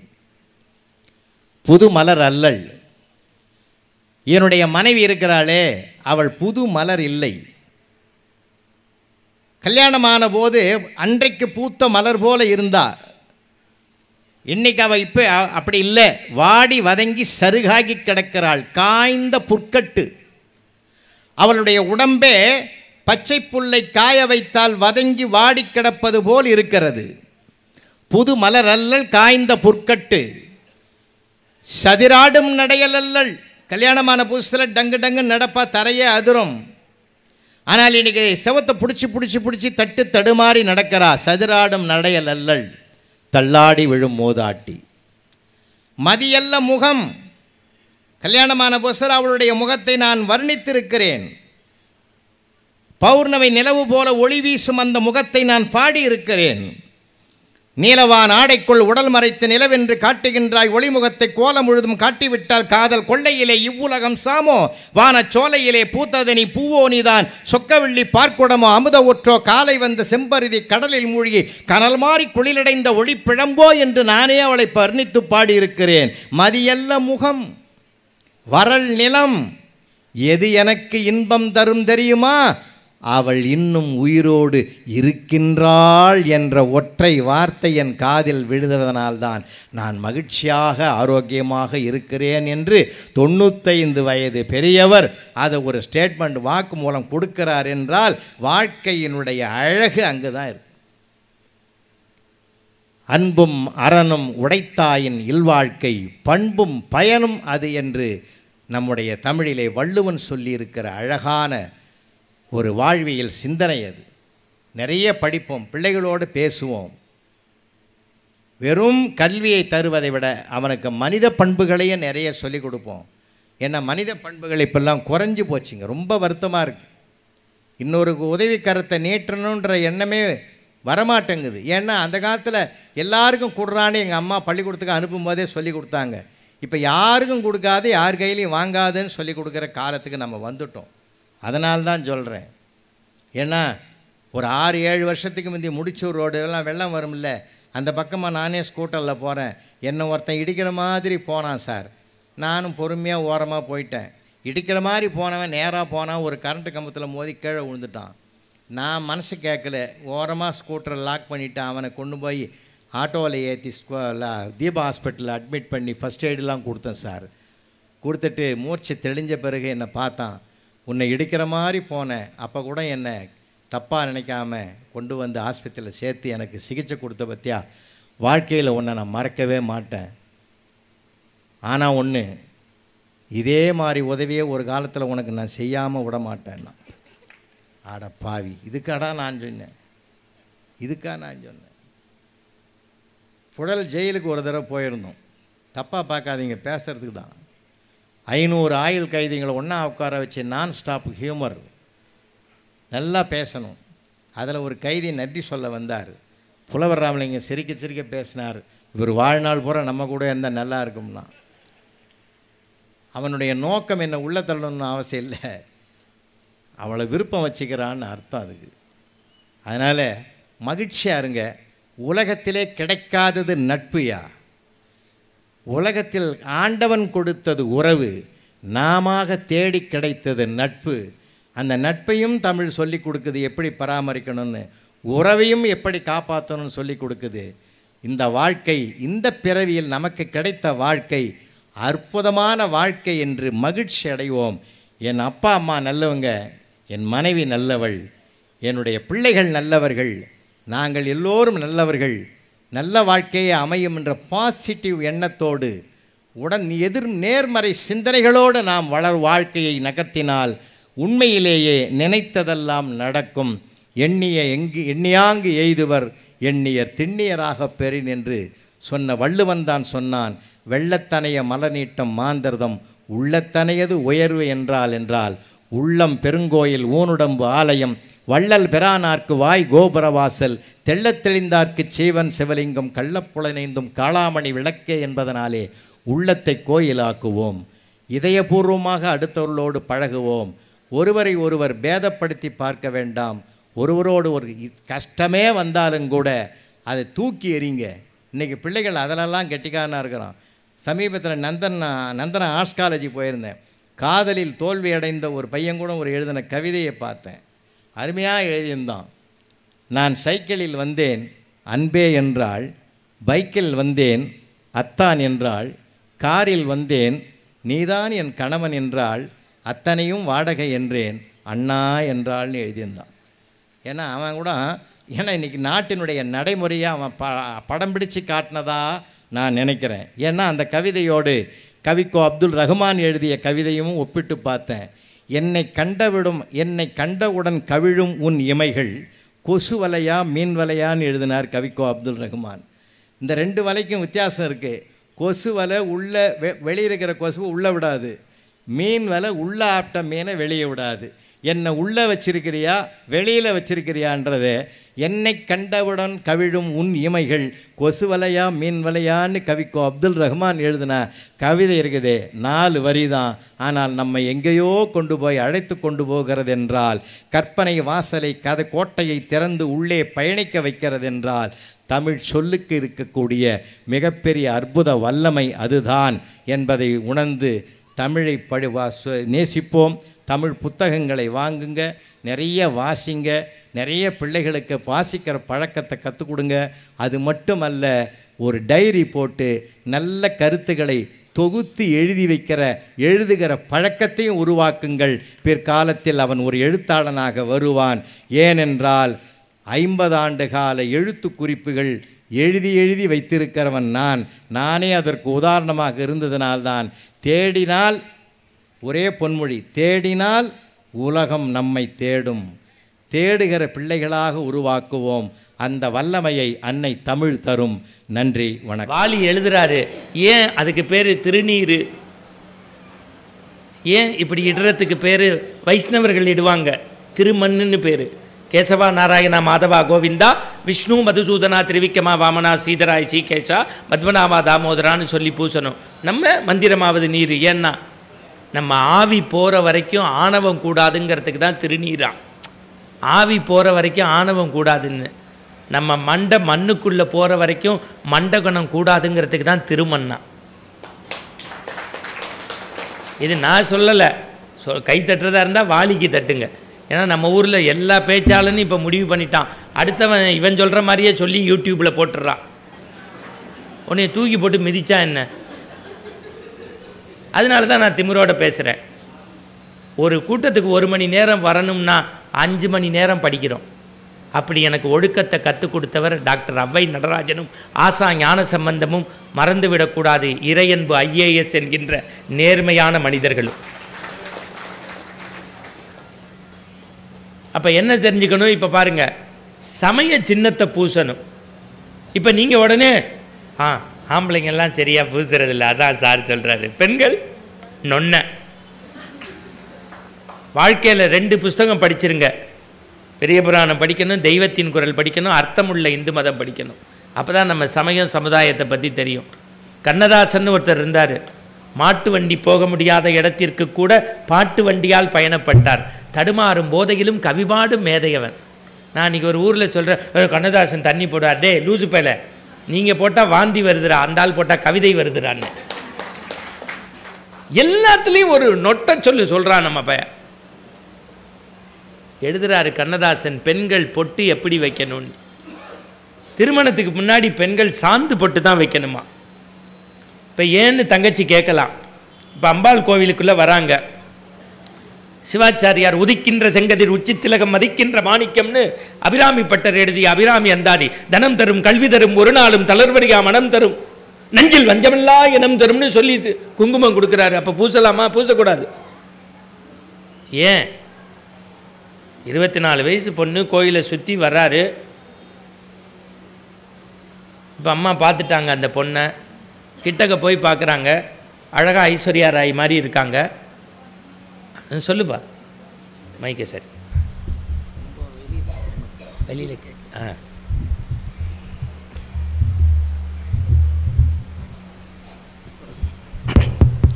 இடையில் ஏற்பட்ட தடங்களுக்கு மகிழ்ச்சி அடைகிறோம். ஏன்னா வெளியில் உள்ளவங்களுக்கு நான் ரொம்ப இப்போ கத்துறதில்ல, திராவிடம்னு கத்தி கத்தி நாட்டை கெடுத்துட்டோம். இன்னுமையாத இன்னும் 100 வருஷத்துக்கு தமிழ்நாடு ஆன்மீக பூமி தான், அதில் மாற்ற கருத்தே கிடையாது. சைவமும் வைணவமும் தலைத்து ஓங்கும். சரி ரைட்டு வாங்க. இப்போ சரியாக இருக்கா ராஜா? ரைட்டு. என்ன சொன்னேன்? பொட்டு. ஏன்னா எழுதி வச்சு இப்போ பாருங்கள், நான் பக்கம் பக்கமாக பெரிய புராணத்துலேருந்து படித்து குறிப்பெடுத்து தான் வந்தேன். சில இடத்துல பாட்டு சொல்லி பயமுறுத்தி நம்ம அப்படியே மிரட்டுற மாதிரி பேசணும், சில இடத்துல புதிய புத்திசாலின்னு காட்டுறதுக்காக பேசணும். ஆனால் நம்ம பிறந்த மண்ணில் நம்ம பேர் சொன்னோன்னு மண்ணின் மைந்தன்னொன்னு 10 பேர் கைத்தட்டினாங்கல்ல, அது தேசிய விருதோட பெருசு. அந்த ஊரில் உண்மை பேசணும், ஜவுடால் பேசக்கூடாது. எனக்கு 1000 இடத்துல பெருமை வந்தாலும் சைதாப்பேட்டைக்காரனே காரணீஸ்வரர் தோட்டத்துக்காரங்கும் போது மனசில் ஒரு மகிழ்ச்சி வருது பாருங்கள். அதை அனுபவிச்சாதான் தெரியும், ஆண்டவனுக்கு தெரியும். இந்த பாருங்கள், ஐயா உடனே மோதிரம் வாங்கிறதுக்கு ஆள் அனுப்புகிறாரு, பிடிங்க அவருக்கு ஐயா. இதுதான் இந்த ஊரில் வரவே கூடாது. அன்பு, ரொம்ப அன்பாக இருப்பாங்க. அதில் ஒரு அம்மா வாட்சை கலட்டுது, நான் கட்டுறதில்லம்மா அந்த மாதிரி வாட்செல்லாம். சரி, இப்போ நல்லா கேட்டுங்க, பொட்டு எப்படி வைக்கணும். இப்போ பாப்பா போயிட்டா, 24 வயசு. இந்த அம்மா பார்த்துட்டாங்க, ஐயா சிவாச்சாரியார் குங்குமம் கொடுத்துட்டாரு. ஏன் சாந்து பொட்டு வைக்கணுமா? அந்த புல்லை சுற்றி வரும்போது இந்த அம்மா யோசிக்குமா, இவ யார் பொண்ணு? நாகராஜோடைய தங்கச்சி பொண்ணு, பார்க்க மகாலட்சுமி மாதிரி இருக்கா, மூக்கு மொழியும் இருக்கா, 24 வயசு. நம்ம செங்குந்த முதலியார் தான், அடடா நம்ம அண்ணன் பையனுக்கு பொண்ணு பார்த்துக்கிட்டு இருந்தாங்களே, இவளை பேசலாம். ஆனால் இவளுக்கு கல்யாணம் ஆயிடுச்சா ஆகலையான்னு எப்படி தெரியுமா? நெத்தியில் வச்சிருக்க சாந்து பொட்டை. அப்போ சிவாச்சாரியார் குங்குமம் கொடுத்தா வைக்கக்கூடாதான்னா வைக்கலாம். எப்படி வைக்கணுமா? இந்த 2 விரலில் இப்படியும் இப்படியும் தொட்டு இப்படி பூசணுமா. ஆண்டவா விரைவில் எனக்கு திருமங்கல்யம் நடக்கணுமேனு இப்படி பூசணுமா. அதே பொண்ணு கல்யாணத்துக்கு அப்புறம் பொட்டு எப்படி வைக்கணுமா? குங்குமத்தை எடுத்து இப்படி நடுவில் வைக்கணுமா. ஏன்? என் தாயும் தகப்பனும் என்னைய தெருவில் போகும்போது நிமிர்ந்த நன்னடை நேர்கொண்ட பார்வைன்னு செம்மையாக வளர்த்துருக்காங்கன்னு அடையாள சின்னம். இப்போ அப்புறம் எதுக்கு சார் இங்கே ஒன்றுன்னா, யாரோ ஒருத்தன் அக்னி சாட்சியாக திருமங்கல்யம் கட்டினான்ல, அது உடம்புல நிற்கணும்னு இங்கே. அப்புறம் அம்மா கேட்குறாங்க, அப்புறம் எதுக்கு சார் இங்கே ஒன்றுன்னு? இந்த 2 பொட்டு உடம்போடு இருக்கணும்னா என் தலைக்கு மேலே இருக்கக்கூடிய இறைவா உன்னுடைய பாதமே கதின்னு சொல்லி இங்கே. இப்போ 3 புடவையும் ஒட்டும் கிடையாது. பச்சை புடவை பச்சை சட்டை பச்சை ஒட்டு, சேப்பு புடவை சேப்பு சட்டை சேப்பு, கருப்பு புடவை கருப்பு சட்டை கருப்பு ஒட்டு. அதில் பாம்பு மாதிரி பள்ளி மாதிரி. இந்த பொட்டு நெத்தியில் இருந்தாலும் பரவாயில்ல, ஃப்ரிட்ஜு மேலே, வாஷிங் மிஷின் மேலே, டிவி மேலே. அன்றைக்கி நானும் என் ஒய்ஃபும் குலதெய்வ கோவிலுக்கு போயிருக்கேன். சரவணன்னா என் தங்கச்சி வேறு நிற்கிறாங்க, ஒரு நல்ல கைத்தட்டு கொடுங்க. அவர் எவ்வளோ, அவங்க பெரிய நீதிமன்றத்தில் இப்போ என் மேலாம் நீங்கள் எவ்வளோ கேஸ் வேணாலும் போடலாம், என் தங்கச்சி என்னை பெயில் எடுத்துருவாங்க சார். கவர்மெண்ட்டில் மெரிட்டில் படித்து பாஸ் பண்ணவங்க, அவங்க அரசு மூத்த வழக்கறிஞர். பக்கத்தில் இருக்கிறவர் பச்சையப்பன் கல்லூரி பேராசிரியர். அவங்க நின்று தமிழ் கேட்குறாங்கன்னா சொல்ல முடியாது. அடுத்த வருஷம் இந்த நிகழ்ச்சியோடைய செலவை கூட அவங்களே ஏற்றுக்கலாம். அது நீங்கள் கைத்தட்டுறதை பொறுத்து இருக்குது. என் தங்கச்சி சொல்லுது, வேண்டாண்டா இவன் கொனஸ்ட்டை பிடிச்சவன், வேண்டான்னு சொன்னேன் கேட்டியா அப்படிங்கிறாங்க. இப்போ விஷயத்துக்கு வாங்க. என்ன சொன்னேன்? பொட்டு பற்றி சொன்னேன். அன்றைக்கி என் ஒய்ஃபும் நானும் குலதெய்வ கோவிலுக்கு போயிருக்கோம். அது திருமாந்துறைன்னு பேர். ஞானசம்பந்த சுவாமிகள் பாடல் பற்ற இடம். மாங்கனி உடைந்து தேங்க வயல் வந்து மாண்புணல் விளைந்த வளநாடா மாந்ததவர் உண்பர்கோன் பரவி நின்ற மாந்துரை அமர்ந்த பெருமானேன்னு சாமி கும்பிடணும். இவன் மாட்டு வாலில் பொட்டை வச்சுட்டு குளிக்க போயிட்டா. குளிச்சுட்டு மாமா பொட்டை எடுங்கங்கிறா. நான் எடுக்க போயிட்டேன். குணா மாதிரி எங்கள் அக்கா பையன் மாட்டை அவுத்து விட்டான். நான் ஒரு பொட்டுக்கு மாடு பின்னாடியே போயிருக்கேன். நீங்கள் சிரிப்பீங்க, நாளில் லூசு மாதிரி தெரிஞ்சிருக்கேன். இதை இப்படியே வச்சுக்கங்க. தெய்வத்தின் குரலில் காஞ்சி மகா பெரிய சுவாமி எழுதுகிறாரு, நவராத்திரின்னு கொலு வைப்பீங்கல்ல, அப்போ 10 பெண்கள் உங்கள் வீட்டுக்கு வருவாங்க. 9 பெண்களுக்கு நலங்கு போட்டு கையில் வளையல் கொடுத்து மஞ்சள் கொடுத்து ரவிக்க பிட்டு கொடுத்து எல்லாம் செய்வீங்க. ஒரு பொண்ணை பார்த்துட்டு பார்க்காத மாதிரி இருப்பீங்க. ஏன்னா அவள் 42 வயசுலேயே புருஷனை இழந்து விதவியாக இருப்பா. அவளை போய் கொலுவில் ஆராதிக்கலாமான்னு நினைப்பீங்க. ஒன்று சொல்கிறேன் கேட்டுக்கங்க. மகா பெரியவர் எழுதுகிறாரு, 42 வயசில் புருஷனை விட்டுட்டு ஆசைகளை அடக்கிட்டு வரால, அவள் தாண்டா காமாட்சியின் வடிவமாக பராசக்தியின் ஸ்வரூபமாகவும் வீட்டுக்கு வந்திருக்கா. அவளை கொண்டாடுவதற்கு கற்றுக்கொள். இவன் மகா பெரியவரையும் படிக்கிறதில்ல, பெரிய புராணத்தையும் படிக்கிறதில்ல, ஒளறி கொட்டுறான் நம்ம ஊரில். இப்போ சரவணை வந்து தலைப்பை மாற்றி விட்டாப்புல. இப்போ சமயத்துக்கு பேசினோம். நம்ம சமுதாயம் எப்பேற்பட்ட சமுதாயம்னு இப்போ வரலாறு அவர்கிட்ட வந்ததுனால இப்போ வரலாற்றுக்கு போகிறேன். நல்லா கேட்குறீங்க, எனக்கு ரொம்ப பிடிச்சிருக்கு. எனக்கு இப்படி கேட்டால் தாங்க பிடிக்கும். சில ஊரில் நான் ஜோக் சொல்லுவேன், 100 ஜோக் சொல்லியிருப்பேன். 100ஆவது ஜோக்குக்கு ஒரு அப்படின்னாரு. என்னங்கன்னு இப்போ தான் நீங்கள் சொன்ன முதல் ஜோக்கே புரிஞ்சிச்சுன்னாரு. உன்னையெல்லாம் வெட்டி சுண்ணாம்பு கால் வேலையில் வைக்க. சில பேர் முதல் ரோவில் உட்காந்து நம்மளே ஒத்து பார்த்து இப்படி மண்டையாட்டிக்கிட்டே இருப்பாங்க. நான் சரி அந்த ஆள் ரசிக்கிறாரோன்னு நினச்சி, நீங்கள் அரை மணி நேரம் பேசினாலே வயிற்று வலிக்கும். ஏற்கனவே 3 மணி நேரம் நாகராஜன் 9:30 வரைக்கும் பேசு. அப்புறம் நான் டைரெக்டாக மருதுபாண்டியர்கிட்ட போக வேண்டியதான். பேசி பார்த்தா தான் கஷ்டம் என்னன்னு தெரியும். நல்லா தெரிஞ்சுக்கங்க. நம்முடைய எனக்கு இந்த வாய் பார்த்தீங்கன்னு வச்சுக்கோங்களேன், உங்களுக்கெல்லாம் தெரியுமோ தெரியாதோ, இப்போல்லாம் மதுரைக்கு அங்கிட்டு நான் கூட்டத்துக்கு போகிறதில்ல. ஏன்னா 2 நாள் ஆயிடுது. அதுவும் தூத்துக்குடி இவ்வளோ பேர் இருந்தால் 5 மணிக்கு மேலே ஃப்ளைட்டு கிடையாது, ரன்வேல லைட்டு கிடையாது. 8:20க்கு பேல் சிட்டி. நான் தெரியாமல் போன மாதம் ஒரு கும்பாபிஷேகத்துக்கு ஒத்துக்கிட்டேன். இனிமேல் ஜென்மத்துக்கும் தூத்துக்குடி பக்கம் போகிறதில்லைன்னு வச்சுருக்கேன். மகாலிங்கத்துக்கு தெரியும், படாத பாடுபட்டுட்டேன். பகலெல்லாம் ஏசி ரூம் கொடுத்து நல்ல சாப்பாடெல்லாம் கொடுத்து எல்லாம் பண்ணிட்டாங்க. நான் சொன்னேன் 8:30க்கு ட்ரெயின் பிடிக்கணுயா, காலைல 10 மணிக்கு சென்னையில் ஒரு காலேஜில் பேச்சு, நான் அவசியம் போகணுன்ட்டேன். அதெல்லாம் ஏற்பாடு பண்ணிடுவோம் சார், டுபான்னாங்க. எல்லாம் 7 to 8 பேசினோன்னே அவசர அவசரமாக பெட்டி எல்லாம் எடுத்துக்கிட்டு துணியை எடுத்துகிட்டு செருப்பை காலில் தானே போடுவாங்க, நான் கையில் போட்டுக்கிட்டு ஸ்டேஷன் கிட்டக்க வந்து எங்கள் டிரைவர் வேகமாக வந்து, சார் உங்கள் ட்ரெயின் போயிடுச்சு. அவனுக்கு அவ்வளோ சந்தோஷம். ஆனால் என்னையை பற்றி அவனுக்கு தெரியாதுல்ல, சரவணனுக்கு தான் தெரியும். 20 வருஷமாக பழகியிருக்காரு. நான் சொன்னேன், என்னை கூட்டி வந்தவர்கிட்ட ஆம்னி பஸ்ஸில் டிக்கெட் எடுக்க சொல்லு, 4000 ரூபா. ஃப்ளைட்டு மாதிரியே இருக்கும். நீங்கள் ஆம்னி பஸ்ஸில் போகலைன்னா போங்க, இந்த ஸ்க்ரீன்லாம் போட்டு கண்ணாடியெல்லாம் க்ளோஸ் பண்ணி குடிக்கிறதுக்கு வாட்டர் பாட்டில் கொடுத்து, குளிர்னா இது கொடுத்து, செமி ஸ்லீப்பர்னு மார்ச்சுவரி மாதிரியே வச்சுருப்பாங்க. ஒன்றும் கூட நம்மளே போக முடியாது, பக்கத்தில் இருக்கவன்ட்ட கேட்டு தான் போகணும். 4000 ரூபாய்க்கு பஸ்ஸில் டிக்கெட் வாங்கி 9:45க்கு என்னை ஏற்றிட்டாங்க.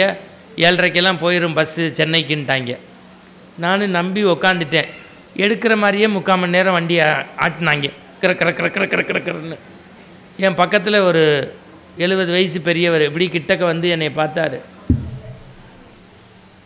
என்னை ரொம்ப பிடிக்குமா அவருக்கு, ரொம்ப சந்தோஷம். நீங்கள் தானே டிவியில் வர்றவர்னாரு. ஆமான்னு. உங்கள் பேர் மணிகண்டன் தானேன்னாரு. ஆமான்னு. திருப்பியும் உங்கள் பேர் டிவியில் வர்ற மணிகண்டன் தானேன்னாரு. கடுப்பாயிட்டேன்.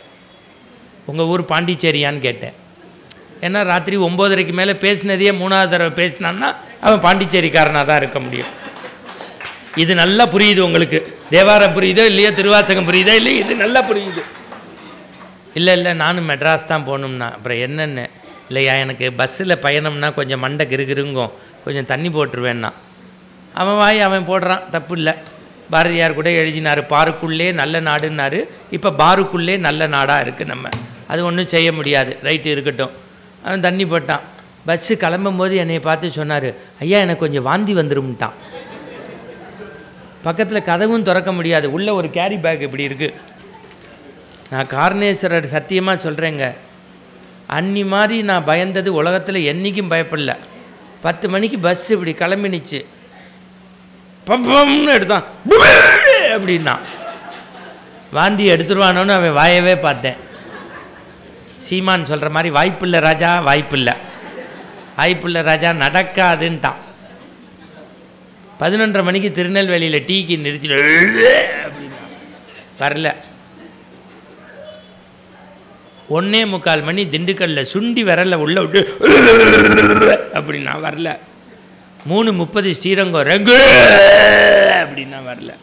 5 மணிக்கு மேல்மருவத்தூர் ஓம் சக்தி வரல. 7:35க்கு குரம்பேட்டு அப்படின்னா வரல. அந்த கேரி பேக்கை எடுத்து மடித்து ஜிப்பாவில் வச்சுட்டு இறங்கிட்டான். நான் ராத்திரி 10:10க்கு அவன் வாயை பார்க்க ஆரம்பிச்சு, காலைல 7 மணி வரைக்கும் அவன் எப்போ வாந்தி எடுப்பான்னு அவன் வாயவே பார்த்துக்கிட்டு வந்தேன். உங்களுக்கு என்ன நோகாமல் கிளிப்பீங்க, நாளில் அடுத்த வாயை பார்த்துருக்கேன். அதில் ஒரு அம்மாவுக்கு எப்படி சிரிப்பு பாருங்க, யார் பெற்ற பிள்ளையோ வாய் பார்க்க விட்டுருக்கோமேன்னு. இப்படி ஊர் ஊராக போய் வாய் பார்த்த என்னையே என் வாயை இன்னும் கொஞ்சம் நேரம் பார்க்க வைக்கிறேன். இப்போ நல்லா தெரிஞ்சுக்கணும், நம்ம சமயத்துக்கு எவ்வளவு சிறப்பு உண்டோ சமுதாயத்துக்கு பெரிய பெருமை உண்டு. நான் நேற்றுக்கு முதல் நாள் சிவகங்கை போயிருந்தேன். அங்கே பழனிக்கு பாத யாத்திரை போகிறாங்க தைப்பூசத்துக்கு. அதுக்கு சிவன் கோவிலில் பேச்சு 2 மணி நேரம். என்ன நல்ல தலைப்பு, சொற்றமிடால் வைதாரையும் வாழ வைப்பான்னு முருகன் பற்றி. கிட்டத்தட்ட ஒரு 1300 பேர். அரண்மனையில் போய் ராணியம்மாவையும் பார்த்துட்டு வந்தேன். பகலில் காளையார் கோவில் போயிருந்தேன். உங்களுக்கு தெரியும், எனக்கு தமிழ்நாட்டில் கோவில்னால் கண் முன்னாடி வர்றது தஞ்சை ராஜராஜ சோழன் கட்டிய கோவில், கங்கை கொண்ட சோழபுரம். கல்லெல்லாம் கவி பேசக்கூடிய புதுக்கோட்டைக்கு அறந்தாங்கிக்கு நடுவில் ஆவுடையார் கோவில்னு இருக்குது. இது எல்லாத்தையும் விட எங்கள் காரணேஸ்வரர். அது காசிக்கு ராமேஸ்வரத்துக்கும் போக வேண்டாம், நினச்சதுக்கு அருள் செய்ய. இப்படி ஒவ்வொரு கோவிலுக்கும் ஒவ்வொரு பாரம்பரியம் உண்டு. சிவகங்கை சீமைக்கு சொந்தக்கார இடம் அந்த காளையார் கோவில். அங்கே 2 பேர் இருந்தான். வரலாற்று பேராசிரியர் நிற்கிறாரு. சின்ன மருது பெரிய மருது. அவங்க படைக்கு தளபதி தான். அவங்களுக்கு ஒரு டாப்புக்கு ஒரு அம்மா இருந்தாங்க. அவங்க தான் வீரமங்கை. யார் சொன்னது வீரமங்கை? ஒரு நிமிஷம் எந்திரிச்சு நில்லுங்கம்மா, இங்கே வாங்கம்மா, உங்கள்கிட்ட என்ன போட்டிருக்க நகையை கழட்ட போகிறேன்னா வாம்மா, சும்மா வாங்கம்மா. ஐயா நீங்கள் வாங்க, ஐயா நீங்கள் தான் வாங்கய்யா. துண்டு இருக்காப்பா? துண்டு இல்லையா? எடுத்துகிட்டு போயிட்டாரா? சரி, ஏன் செலவுலையே போட்டதாக இருக்கட்டும். இதுதான் எனக்கு போட்டாச்சுல்ல, இப்போ எனக்கு தானே சொந்தம். சரி, அந்த துண்டு அப்புறம் வாங்கிக்கிறேன், வச்சுருங்க. நல்லா அந்த அம்மாவுக்கு போட்டு வருது. இதுதான்மா பரிசுமா, இது ஆண்டவன் கொடுக்குறாம்மா. நல்ல ஒரு கைத்தட்டு கொடுங்க. அந்த அம்மா முகத்தை பாருங்க, ஐஸ்வர்யா ராயை விட அழகா தெரியுது.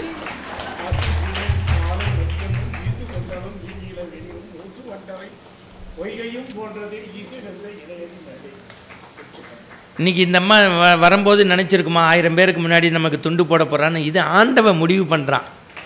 ஆனால் இன்றைக்கி இந்த வீட்டில் ஒரு வேளை பார்க்க மாட்டாங்க. தெரியுமில்ல சந்தோஷம்தான். இதாம்மா சமுதாயம். பக்கத்தில் இருக்கிறவங்கள 10 பேருக்கு முன்னாடி சந்தோஷப்படுத்துவது தான் ஆன்மீகம். போய் உட்காருங்கம்மா, உட்காருங்க. வீரமங்கை வேலுநாச்சியாரை பற்றி சொன்னாங்க. அது உங்களுக்கு தாம்மா. இது வீட்டில் கொண்டு போய் சாமி ரூமில் வைக்கணும். போய் உட்காருங்க சகோதரி. இப்போ நல்லா கேட்டுங்க வேலுநாச்சியாரை பற்றி. ஏன்னா இன்றைக்கி குக்கு வித்து கோமாளி தெரியுது. வைத்தறிச்சலோடு சொல்கிறேன். 6 ஆம்பளை சமைக்கிறான், 3 பொம்பளை ரைஸ் ஊ அப்படிங்கிறாள்க. லூசு. நஞ்சை உண்டு சாகுபடியான தஞ்சை இன்றைக்கு நஞ்சை உண்டு சாகும்படியாக இருக்குன்னு நெல்லை ஜெயந்தான்னு சைதாப்பேட்டையில் தான் அந்த கவிஞர் இருக்கான். ஒரு கைத்தட்டு கொடுங்க. அற்புதமான கவிஞர். நம்ம யார் நல்லது செஞ்சாலும் அதை எனக்கு கொள்கையால் வேறுபட்டு இருந்தாலும் கலைஞர் அந்த கவிதையை கேட்டுட்டு அவருக்கு கூப்பிட்டு சிறப்பெல்லாம் பண்ணியிருக்காரு. கவிஞர் பழனி பாரதி, அறிவுமதி போன்றவர்களுக்கெல்லாம் அவர் நண்பர், நமக்கும் நல்ல நண்பர், நல்ல மனிதர். பிடபிள்யூடிலேயோ எதுலேயோ அவர் வேலை பார்த்தாரு, மிகச்சிறந்த கவிஞர். நல்லது யார் செஞ்சாலும் நம்ம சொல்லுவோம். சரி, இப்போ விஷயத்துக்கு வாங்க. காளையார் கோவில் அந்த வீரமங்கை வேலுநாச்சியார் வரலாறுலாம் தமிழ் சமூகம் படிக்கணும். குயிலியை பற்றி படித்தாதான் நம்ம தேசத்தினுடைய சிறப்பு என்னன்னு தெரியும். அது அடுத்த வருஷம் பொங்கலுக்கு வச்சுக்கலாம். ஒரே வருஷத்தில் எவ்வளோ பேசுகிறது, அதுவும் 8 பவுன் செயினுக்காக. சரி, இப்போ விஷயத்துக்கு வாங்க. சின்ன மருது பெரிய மருது கோவிலை சுற்றி வராங்க. பெரிய மருது சின்ன மருதை பார்த்து சொல்கிறாரு, கோவிலுக்கு ஒரு தேர் செய்யணும். ஏன்? தேர் செஞ்சால் திருவிழா நடக்கலாம். திருவிழா நடந்தால் ஆடல் பாடல் இசை கச்சேரி வரலாம், ஊரே கூடுவாங்க, எல்லாரும் ஒற்றுமையாக இருக்கலாம். சமயத்தை வச்சு சமுதாயத்தை வளர்த்த சமூகம் தமிழ் சமூகம். நல்லா புரிஞ்சுக்கங்க. சமயத்தை வச்சு சமுதாயத்தை, அன்றைக்கே விநாயகர் சதுர்த்தியை ஏன் பாலகங்காதர திலகர் வச்சார்னா தேசிய ஒருமைப்பாடு வரணும், தேச உணர்வு வரணுங்கிறதுக்கு தான். அப்படி ஒவ்வொரு விஷயத்துக்குள்ளேயும் ஒரு பின்னாடி நுட்பம் இருக்குது. இப்போ பெரிய மருது சொன்னோன்னே சின்ன மருது உத்தரவுன்னாரு. உடனே யாரை பார்ப்பாங்க? விஸ்வகர்மா 4 ஆசாரியை போய் பார்ப்பாங்க. ஒரு ஆசாரி பேர் குப்பமுத்து ஆசாரின்னு பேர். என்னது?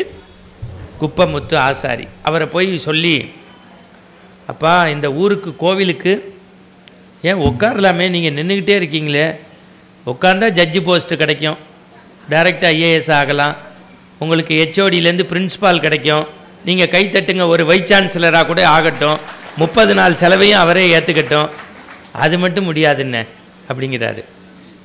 இப்போ நல்லா கேளுங்க, இதெல்லாம் ரொம்ப கேட்க வேண்டிய கதை.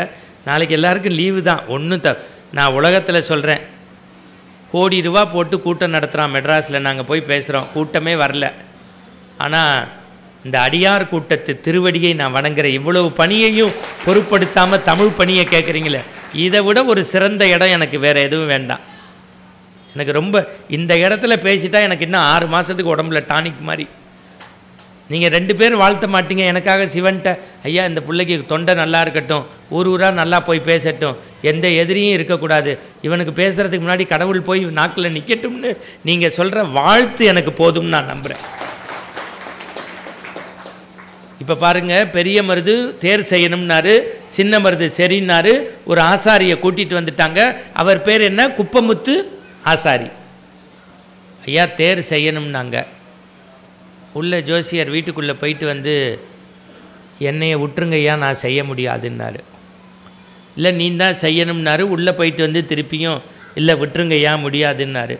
3ஆவது தடவை ராஜா சொன்னார், இந்த பார், இது வரைக்கும் அன்பாக சொன்னேன், இப்போ நான் ராஜா கட்டளையாக சொல்கிறேன், தேர் நீ செய்யணும், என்ன பரிசு வேணாலும் தரேன்னாரு. அப்புறம் ஆண்டவன் பாரம்னு சுவாமி மேலே பாரத்தை போட்டு தேரை செஞ்சிட்டாரு. பிரமாதமாக தேர் தயாராகி வந்துருச்சு.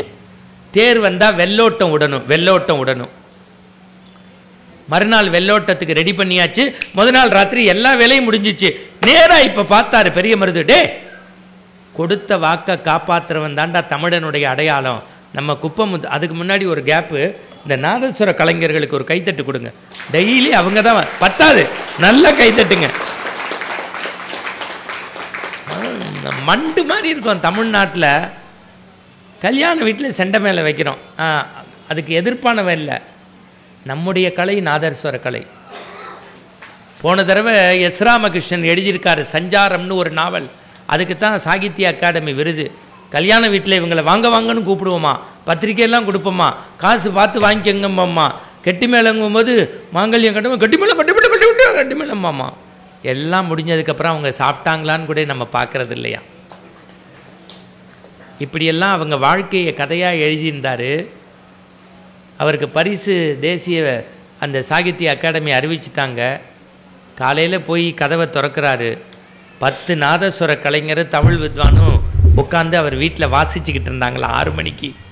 என்னையா இப்படி பண்ணிட்டீங்கன்னொன்னே, எங்களை ஓரமாக உட்காத்தி வச்சதை பல இதயங்களில் நடுக்கூடத்தில் உட்காத்தி வச்சிட்டீங்க, அதுக்கு எங்களால் முடிஞ்ச பரிசையா உங்களுக்காக வாசிச்சுட்டு போகிறோம். அந்த நாதஸ்வர கலை நல்லா இருக்கட்டும்னு பணிந்து கேட்டுக்கிறேன். ஏன்னா கலைஞர்கள் நம்ம யாரை இந்த கோவிலில் டாய்லெட் சுத்தம் பண்ணுற அம்மா கூட நல்லா இருக்கணும்னு நம்ம நினைக்கணும். உலகத்தில் ஒரு சிவாச்சாரியார் இல்லைன்னா இன்னொரு சிவாச்சாரியார் கோவிலை பார்த்துக்கலாம். ஒரு குப்பை பொறுக்கிற அம்மா லீவ் போனால் தெருவே நாரி போயிடும். குப்பை பொறுக்கிறவங்களும் எனக்கு முக்கியம், கோவிலை கட்டுறவங்களும் எனக்கு முக்கியம்.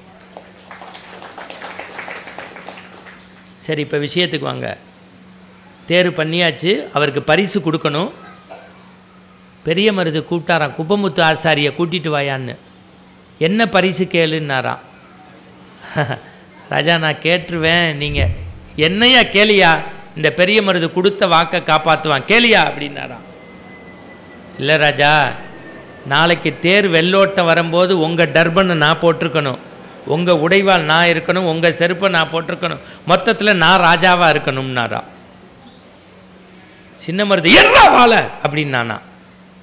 பெரிய மருது சொன்னா, நிறுத்துடா, கொடுத்த வாக்கு தான். நாளைக்கு கதிரவன் உதிக்கின்ற போது நீ தான் இந்த நாட்டு மன்னன் போ அப்படின்னு சொன்னார். ஊர் ஜனங்களே கூடி நிச்சு, லட்சக்கணக்கான பேர். தென்னாடுடைய சிவனையை போற்றி, எந்நாட்டவர்க்கும் இறைவா போற்றி, திருச்சிற்றம்பலம்னு கைகூப்பி மந்திரங்களை சொன்னாங்க. வான வேடிக்கையெல்லாம் நடந்தது. தேர் வெள்ளோட்டம் வந்து அந்த நிலையில் வந்து நிறுத்த போகும்போது குப்பமுத்து ஆசாரி தடிக்கு மேலேருந்து கீழே விழுந்தார்.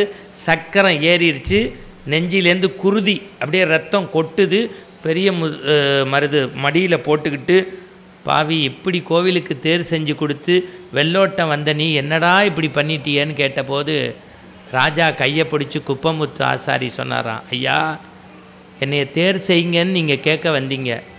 2 தடவை நான் முடியாதுன்னு, 3வது தடவை கட்டளை தேர் வேணும். நீங்கள் நாங்கள் எப்போ தேர் செஞ்சாலும் பிரசன்னம் பார்ப்போம்.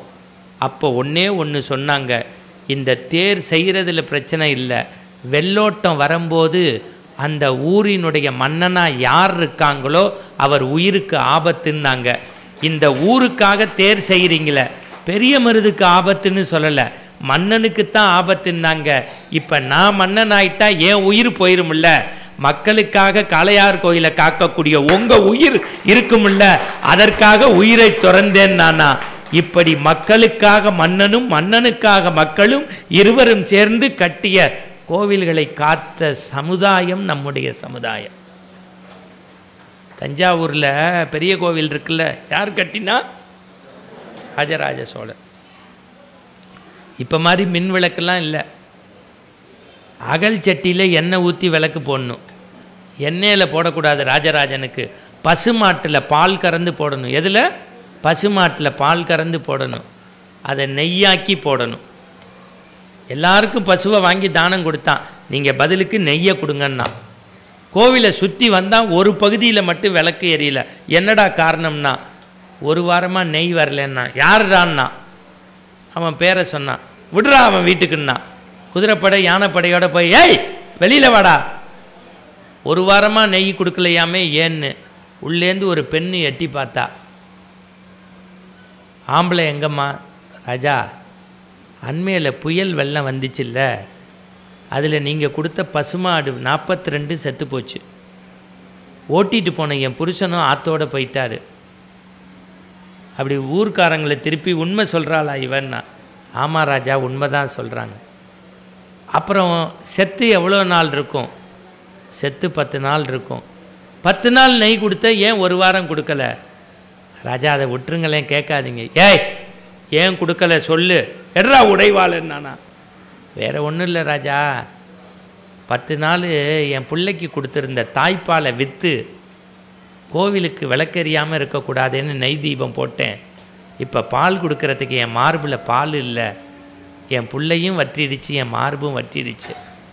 அப்போ மன்னன் அழுதுகிட்டே அவள் திருவடியை தொழுது சொன்னானா, தன்னுடைய தாய்ப்பாலை கொடுத்தாவது கோவில் தீபம் எரிய வேண்டும் என்று நினைத்த இந்த வரகுணால் பெயரை கல்வெட்டில் பொறித்து வையடா. தமிழ்நாட்டு பெண்கள் கோவிலை எப்படி கற்பு நெறி தவறாமல் பாதுகாக்கிறார்கள் தங்கள் பிள்ளைக்கு நிறையான்னு சொல்லி தான் வரகுணால் பேரை கல்வெட்டில் எழுதி வைக்கிறாங்க. அப்போ இதெல்லாம் நினைக்கும் போது நம்முடைய சமூகம் எப்படி இருந்திருக்கு பாருங்க. ஆனால் இப்போ நீங்கள் நல்லா பாருங்க, என் மனைவி ஒரு 2 மாதத்துக்கு முன்னாடி மஞ்சள் வேட்டியை கொண்டு வந்தா. எதுக்குமான்னே? இல்லைம்மாம்மா, நீங்கள் 10 நாள் விரதம் இருக்கணும்னா. எதுக்குடின்னு? ஆடி வந்தால் அம்பாளுக்கு வேண்டிக்கிட்டா நல்லதான்னா. ஏண்டி நம்ம தான் நல்லா இருக்கமே, இன்னும் என்னடி வேணும்னு. இல்லை மாமா கோச்சிக்கப்படாது, எங்கள் அம்மாவுக்கு தலை கிறுக்கிறுன்னு சுற்றுதான், முன்னாடி மாதிரி இல்லையா, வீட்டுக்கு வந்த மாப்பிள்ளை அம்பாளுக்கு விரதம் இருந்தால் நல்லதான். நான் சொன்னேன், ஏண்டி உங்கள் அம்மாவே 80, அவங்க அம்மா 103, அது இருந்தால் என்ன போனால் என்னன்னு. இல்லை மாமா அப்படிலாம் சொல்லப்படாது, இந்த வேஷ்டியை கட்டிக்கோங்கன்னு கையில் காப்பை கட்டினான். அது காப்பு இல்லை, எனக்கு வச்ச ஆப்பு. கட்டிட்டேன். வேறு ஏதாவது வேண்டியிருக்கியான்னு. அதெல்லாம் ஒன்றும் இல்லை மாமா, கடைசி நாளில் உங்களுக்கு அழகு குத்துறேன்னு வேண்டியிருக்கேன் அப்படின்னா. இது எதுக்குடின்னு. இல்லை என் தங்கச்சியை எவனோ வந்து வரன் பார்க்குறான், அமைய மாட்டேங்குது, வீட்டுக்கு வந்த மாப்பிள்ளைக்கு அழகு குத்தினா மச்சினிச்சிக்கு கல்யாணம் நடக்குமான்னா. வேறு எதுவும் வேண்டியிருக்கியா அப்படின்னு. ஒன்றும் இல்லை மாமா, கடைசி நாள் நீங்கள் தீச்சட்டி எடுக்கிறதா வேண்டியிருக்கேன்னா. இது எதுக்குடின்னு. என் தம்பிக்கு ஒரு வேலை கிடைக்க மாட்டேங்குது மாமா. சரிடி, இடுப்பில் மஞ்சள் வேட்டி, வாயில் அழகு, கையில் நெருப்பு சட்டி, வேறு ஒன்றும் வேண்டலையான்னு. அப்படிலாம் சொல்லாதீங்க மாமா, கடைசி நாள் 10 அடிக்கு 10 அடி பூக்குழின்னு போடுவாங்க நெருப்பு, நீங்கள் குதித்து மிதித்து வந்தால் குடும்பத்துக்கு நல்லதாம்னா. நான் பொறுமையாக இருந்து இவ்வளவும் நான் செஞ்சால் நீ என்னடி செய்வேன்னு. நான் எங்கள் சொந்தக்கார லேடிஸ்லாம் வச்சு உழவ போடுவேங்கிறா. நம்ம பக்தி பிரமாதமாக இருக்குது. ஏன் தெருவில் ராஜேந்திரன் சாருக்கு தெரியும், ஒரு ஆள் மலைக்கே போக மாட்டார், சாமியை கும்பிடாதவன் காவி வெட்டி ஊதா வெட்டி கட்டி சந்தனம் குங்குமம்லாம் அடித்து மாலையை போட்டு எப்போ பார்த்தாலும் மனோகர் சாமியே சரணமையப்பான்னாரு. என்னையான்னு, கல்யாணம் ஆகி 30 வருஷம் ஆச்சு, வீட்டில் மரியாதையே இல்லை, திடீர்னு உங்களை எல்லாம் பார்த்தேன், நானும் காவியை கட்டி மாலையை போட்டேன், இப்போ என் வீட்டம்மா ஆளே மாறிட்டா, சாமி வாங்க சாமி, சாமி உட்காருங்க சாமி, சாமி பால் சாப்பிட்றீங்களா சாமி, இப்போ பர்மனெண்ட்டாக மாலையை போட்டேங்கிறா. பக்திங்கிறது உள்ளத்திலேருந்து வரணும். அதனால தான் வாரியார் சொல்லுவார், பக்திக்கு ஆணவம் கண்மம் மாயே இருக்கக்கூடாது. இப்போ உடனே நாகராஜனை கேட்பார், எங்கள் பெரிய புராணத்து பக்தி இல்லையான்னு. 12ஆம் திருமுறைன்னு பேர், சேக்கிழார் பெருமான் எழுதியது. அழகாக இங்கே 30 நாள் பேசியிருப்பாங்க இல்லையா. அதில் ஒரே ஒருத்தர் இருக்கார் பக்திக்கு. ராஜா கோவில் கட்டினான், போய் சிவபெருமான்கிட்ட இன்விடேஷன் கொடுத்தான், வரேன் போங்கன்ட்டார். இன்னொருத்தர் ஐயா மாதிரி ஒருத்தர் போய் கோவில் கட்டி கும்பாபிஷேகம்னு பத்திரிக்கை கொடுத்தார், அதையும் வாங்கிட்டு வரேன் போங்கன்னாரு. 2 பேரும் போனதுக்கப்புறம் பார்க்குறாரு, இதுவும் திங்கக்கிழமை இதுவும் திங்கக்கிழமை, அதுவும் 9:05 இதுவும் 9:05. கடவுள் எங்கே அங்கிங்கனாதபடி எங்கும் இருக்கிறவன். ஆனால் எப்படி 2 இடத்துக்கு போக முடியும்? ராஜா கனவுல போய் சொன்னான், இல்லை இந்த திருநின்ற ஊர்னு ஊரில் சென்னைக்கு பக்கத்தில் ஏழை அந்தனர் பூசலார்னு ஒருத்தர் கட்டியிருக்க கோவிலுக்கு நான் கும்பாபிஷேகத்துக்கு போகிறேன்னாரு. ராஜா கண்ணை முழிச்சு பார்க்குறான், வெடிகாலில் 3 மணி. அவனுக்கு சாமி கும்பாபிஷேகத்துக்கு வரலேன்னு சொன்னதுக்கு அர்த்தம் இல்லை. நம்ம ராஜா விண்ணை முட்டக்கூடிய கோவில், செங்கல் சுண்ணாம்பு எல்லாம் போட்டு பார்த்து ஸ்ட்ராங்காக கட்டியிருக்கோம். குணா சார் கட்டுற மாதிரி பில்டிங் ஸ்ட்ராங்காக கட்டிட்டார். ஏன் கோவிலுக்கு வராமல் சிவபெருமான் யார் கோவிலுக்கு? பூசலார் கோவிலுக்கு. கிளம்புடா, யானைப்படைய கலப்பு, யானைப்படைய கலப்புன்னு யானை முன்னாடி போகுது. நம்ம ஊரில் ஒரு பழமொழி உண்டு, யானைக்கு ஒரு காலம் வந்தால் அது ரொம்ப நாள் எனக்கு விளக்கம் தெரியல. ஒரு காலத்தில் ராஜா புறப்படுறாருன்னா முன்னாடி யானைப்பட போகும், இப்போ கவர்னர் முதலமைச்சர் பிரதமர்லாம் கிளம்பினா பூனைப்பட போகுது. அதனால தான் யானைக்கு ஒரு காலம் வந்தால் பூனைக்கு ஒரு காலம் வரும். இப்போ இப்படி கிளம்பிட்டான். என்ன ராஜேந்திரனே, நான் சொல்கிறது சரிதானே? கரெக்டாக இதுக்கு நேராக மறைஞ்சு உக்காந்துருக்காரு, ஏன்னா அவர் செயினை பறிச்சுப்பேன்னு. சரி, இப்போ நல்லா கேட்டுக்கங்க, மறந்துடக்கூடாது. பூசலார் திருநின்ற ஊருக்கு போனார். இந்த ஊரில் யாரோ பூசலார்னு ஒருத்தர் கோவில் கட்டியிருக்காரு. உடனே இவர் மாதிரி ஒருத்தர் சொன்னார், அவனா அது ஒரு லூஸு. இப்போ நாகராஜனுக்கு என்ன பேர் வச்சுருப்பாங்க? 30 வருஷமாக பிழைக்க தெரியாத லூஸு. இந்த கோவிலுக்கு வந்துட்டா 10 தடவை சாமியை சுற்றினா கோவிலே கதின்னு கிடந்தா நம்ம ஊரில் அவருக்கு வைக்கிற பட்ட பேர் லூஸுன்னு. ஆனால் கடவுள் கணக்கு வச்சுருப்பாங்கிறது அவனுக்கு தெரியாது.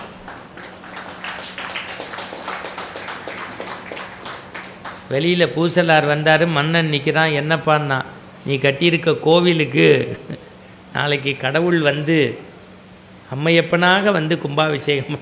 அவன் சொன்னான், நான் உஞ்சி வர்த்தி பார்ப்பான், அடுத்த வேளை சோத்துக்கு வழி கிடையாது.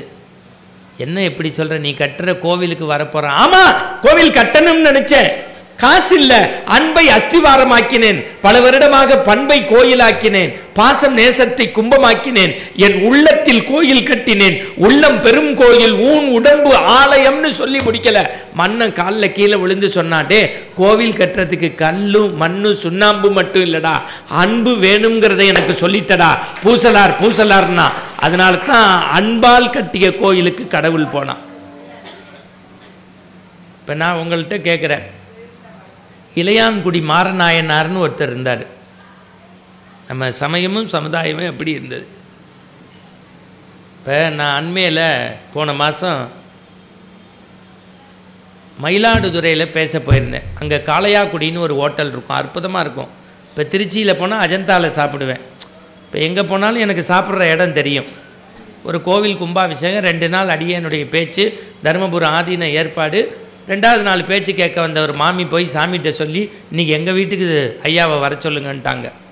நானும் பேச்சு முடித்து ஒரு 45 நிமிஷம் பயணம் பண்ணி பேசினோன்னு நல்லா பசிக்கும். குணா சார் போகும்போது டிஃபன் ஏற்பாடு பண்ணணும், அதுக்காக தான் இவ்வளவும் சொல்கிறேன். அவர் சொல்கிறாரு, இவன் பேச்சை கேட்டதும் இல்லாமல் டிஃபனு நம்ம வாங்கி தரணுமா அப்படின்னு. சரி, அந்த அம்மா வீட்டில் சாப்பிடணுங்கிறதுக்காகவே ஆர்கனைசர் கொடுத்த சாப்பாடை வேண்டான்னு சொல்லிட்டு போயிருக்கேன். பெரும் குடும்பம், பெரிய வீடு, 32 கதவு வச்சு இந்த நகரத்தாரெல்லாம் கட்டியிருப்பாங்கள்ல, அந்த மாதிரி. வாங்க வாங்க வாங்க வாங்க வாங்க தம்பி, வாங்க வாங்க வாங்க வாங்க, என்னம்மா பேசுகிறீங்க, வரக்கூடாதவங்க எங்கள் வீட்டுக்கு வந்திருக்கீங்க, எல்லாம் கடவுள் செயல், போங்க, வந்தால் சாப்பிடவா போகிறீங்க.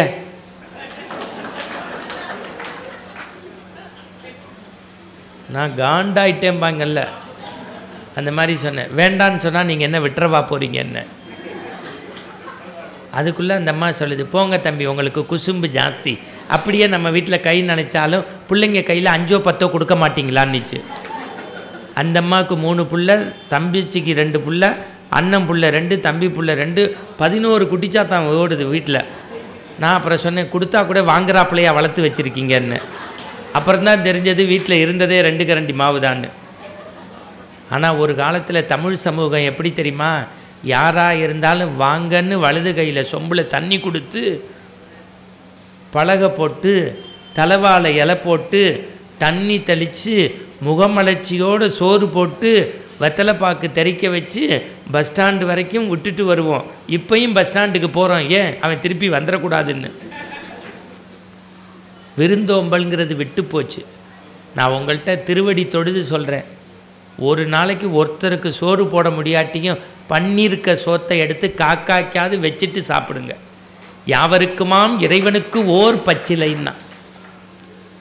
நீங்கள் பெரிய மாலையால் அபிஷேகம் செய்ய வேண்டாம் சிவனுக்கு. ஒரு வில்வத்தை எடுத்து சிவார்ப்பணம்னு போடுங்க, அவ்வளோ புண்ணியம். ஒரு வில்வத்தால் பூஜை செய்தால் அஸ்வமேத யாகம் செய்ததற்கு சமங்கிறான். நீங்கள் வில்வாஷ்டகம் கேட்டால் தான் தெரியும், இவ்வளவு சிறப்பு உண்டு. எதுக்கு சொல்கிறேன்னா, இளையான்குடி மாரநாயனார் இருந்தார்.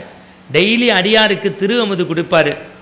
ஒரு நாள் வறுமை அவங்க வீட்டுக்குள்ளே, ராத்திரி 12:30 மணி ஜோன்னு மழை ஊற்றுது. வந்து வாசலில் ஒரு அடியார் பசிக்குதுங்கிறாரு. நம்மளாக இருந்தால் கடவுளாக இருந்தாலும் போன்றுவோம். அவர் உள்ளே கூப்பிட்டு அமரச் சொல்லி, அடுத்த நாள் விதைக்கி வச்சிருந்த விதை நெல்லை எடுத்து வறுத்து குத்தி சமைச்சு, கொல்லப்பக்கம் இருந்த கீரையை நறுக்கி ராத்திரி திரு அமுது படைச்சோன்னு அவர் சொன்னாராம். உமாதேவியரோடு காட்சி கொடுத்து சங்கநிதி பதுமநிதிலாம், வறுமையிலும் பிறருக்கு சோறு போடுறியன்னு. ஒருத்தர் உள்ளத்தில் கோயில் கட்டினார், ஒருத்தர் வறுமையில் சோறு போடுறாரு.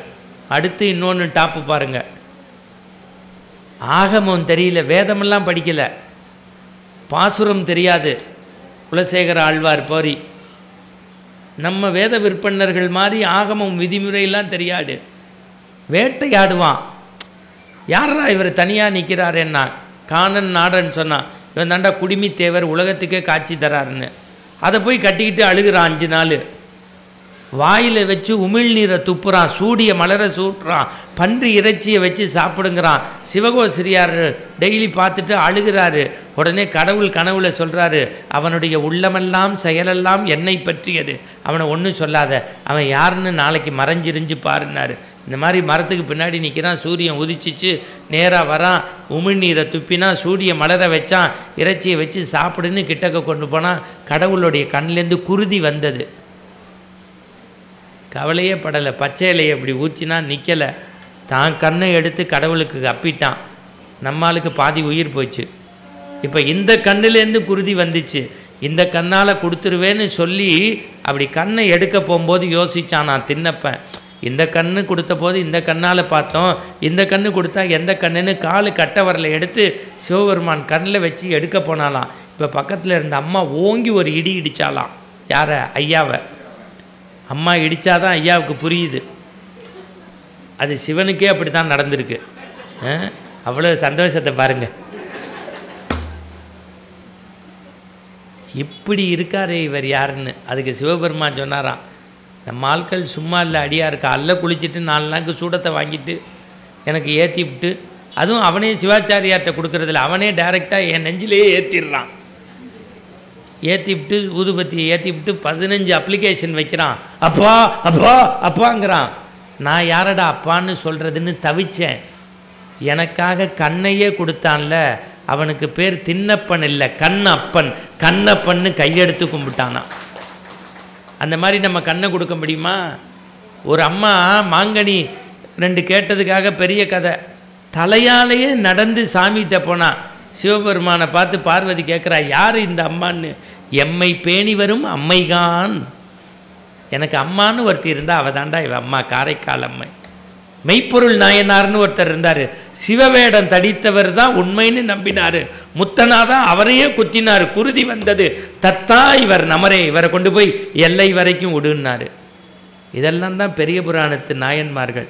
இப்போ நம்மள்கிட்ட சுவாமி கண்ணு கேட்டால் கோவிலுக்கு வருவீங்க, காரணேஸ்வர கோயில் நல்லா கேட்பாரையா கண்ணு. ஆனால் உங்கள்கிட்ட ஒன்றே ஒன்று கேட்குறேன். அடுத்த வருஷமும் மழை வரும், வெள்ளம் வரும். உங்கள் பாதத்தை தொட்டு கேட்குறேன். அரசாங்கத்தை குறை சொல்கிறத இன்னையோடு நிறுத்திடுவோம். நம்ம தெருவில் குப்பை போடாமல் இருப்போம். உங்கள் பாதத்தை தொட்டு கேட்குறேன். கிரிவலம் நீங்கள் போகிறது முக்கியம் இல்லை, கண்ட இடத்துல எச்ச துப்பாதீங்க. பிளாஸ்டிக் டப்பாவை மேலேருந்து போடாதீங்க. படித்த புருஷனும் பொண்டாட்டியும் பைக்கில் போகும்போது மொத்தமாக குப்பையை ரெடி பண்ணி வீட்டிலேருந்து கொண்டு வந்து குப்பை தொட்டியில் போடுறேன்னு கீழே போட்டுட்டு போகாதீங்க. உங்கள் பாதத்தை தொட்டு கேட்குறேன். 2 நாள் நான் போய் சர்வீஸ் பண்ணேன். படித்த வீட்டிலேருந்து மேலேருந்து சாம்பார் பாக்கெட்டை மேலே போடுறான். க்ளவு போட்டுட்டு குப்பையை அள்ளினோம். நீங்கள் சாகரத்துக்குள்ளே ஒரு மரத்தையாவது நட்டு வைங்க. அதில் அணில் சாப்பிடும், காக்கா சாப்பிடும், குருவி சாப்பிடும். இதெல்லாம் தான் நம்ம சமுதாயத்துக்கு செய்ய வேண்டியது. பிள்ளைகளுக்கு திருநீர் பூசுங்க. தாய் தகப்பனுடைய வலிமையை சொல்லி கொடுங்க. நம்ம ஐயா முத்துராமலிங்க தேவர் சொன்ன மாதிரி தேசத்தையும் தெய்வீகத்தையும் சொல்லிக் கொடுங்க. அண்ணல் அம்பேத்கர் சொன்ன மாதிரி எல்லாரையும் சமமாக நடத்துங்க. எங்களுடைய கொங்கு மண் பெற்றெடுத்த செல்வம் முருகப்பெருமானை தன்னுடைய நாவெல்லாம் அந்த செங்குந்தர் சமூகத்துக்கே பெருமை சேர்த்த வாரியார் சாமிக்கு ஒரு கைத்தட்டு கொடுங்க. அவரை மாதிரி இன்னமே முருகப்பெருமானுடைய பெருமையை ஒருத்தராலும் சொல்ல முடியாது. நடந்து நடந்து ஓடி ஓடி தேய்ந்து தேய்ந்து தமிழ் மரப்பிய உள்ளம் அது. அந்த மாதிரி நம்மெல்லாம் தொண்டு செய்யணும். நான் உங்கள் எல்லாத்தையும் பணிந்து கேட்டுக்கிறேன். கிட்டத்தட்ட இவங்களுக்கு பொன்னாடையெல்லாம் போத்திட்டு எனக்கு மேடை கொடுக்கும்போது 7:35 7:40 இப்போ 9:10 ஆயிடுச்சு. எதையுமே அளவுக்கு மீறினா அமிர்தமும் நஞ்சும்பா. நம்ம நாகராஜன் எனக்கு பேசினபடி கொடுக்கக்கூடிய 1 லட்சம் ரூபாய்க்கு இந்த பேச்சு போதும். மகாலிங்கம் பார்க்குறாரு, இன்னும் 5 வருஷத்துக்கு உன்னை கூப்பிட மாட்டோம் போ அப்படிங்கிறார். எனக்கு எவ்வளோ மகிழ்ச்சியாக இருந்தது. தமிழ்நாட்டில் ஒரு தரமில்லாத சினிமா எடுக்க 40 கோடி வேண்டியிருக்கு.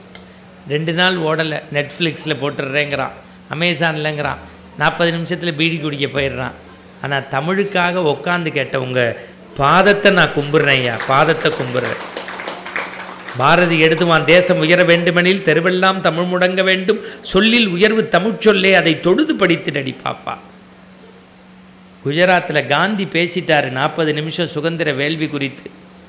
அதை நவ இந்தியாவில் படிச்சுட்டு பாரதி எழுதுகிறான், மிஸ்டர் காந்தி, நீங்கள் சுதந்திரம் குறித்து மக்களிடம் பேசியது மகிழ்ச்சி, ஆனாலும் ஒரு தப்பு. இந்தியாவில் எல்லோரும் பேசக்கூடிய ஹிந்தியில் பேசியிருக்க வேண்டும். இல்லை என்றால் உங்கள் தாய்மொழி குஜராத்தில் பேசியிருக்க வேண்டும். அதை விடுத்து நீங்கள் ஆங்கிலத்தில் பேசியது தப்புன்னு. அதை படிச்சுட்டு காந்தி எழுதினாராம், சரி பாரதி, இதை சொல்வதற்கு நீ ஏன் எனக்கு ஆங்கிலத்தில் கடிதம் எழுதினாய்ன்னு. அதுக்கு பாரதி ஒரு கடிதம் போட்டாராம், மிஸ்டர் காந்தி, பிறருடைய குற்றங்களை குறைகளை சொல்கின்ற போது உலகத்தின் உயர்ந்த மொழியாகிய என் தாய்மொழி தமிழை நான் ஒருபோதும் பயன்படுத்துவதில்லை. அப்பேற்பட்ட செம்மொழி எங்கள் தமிழ் மொழின்னு அன்றைக்கே சொல்லியிருக்காரு.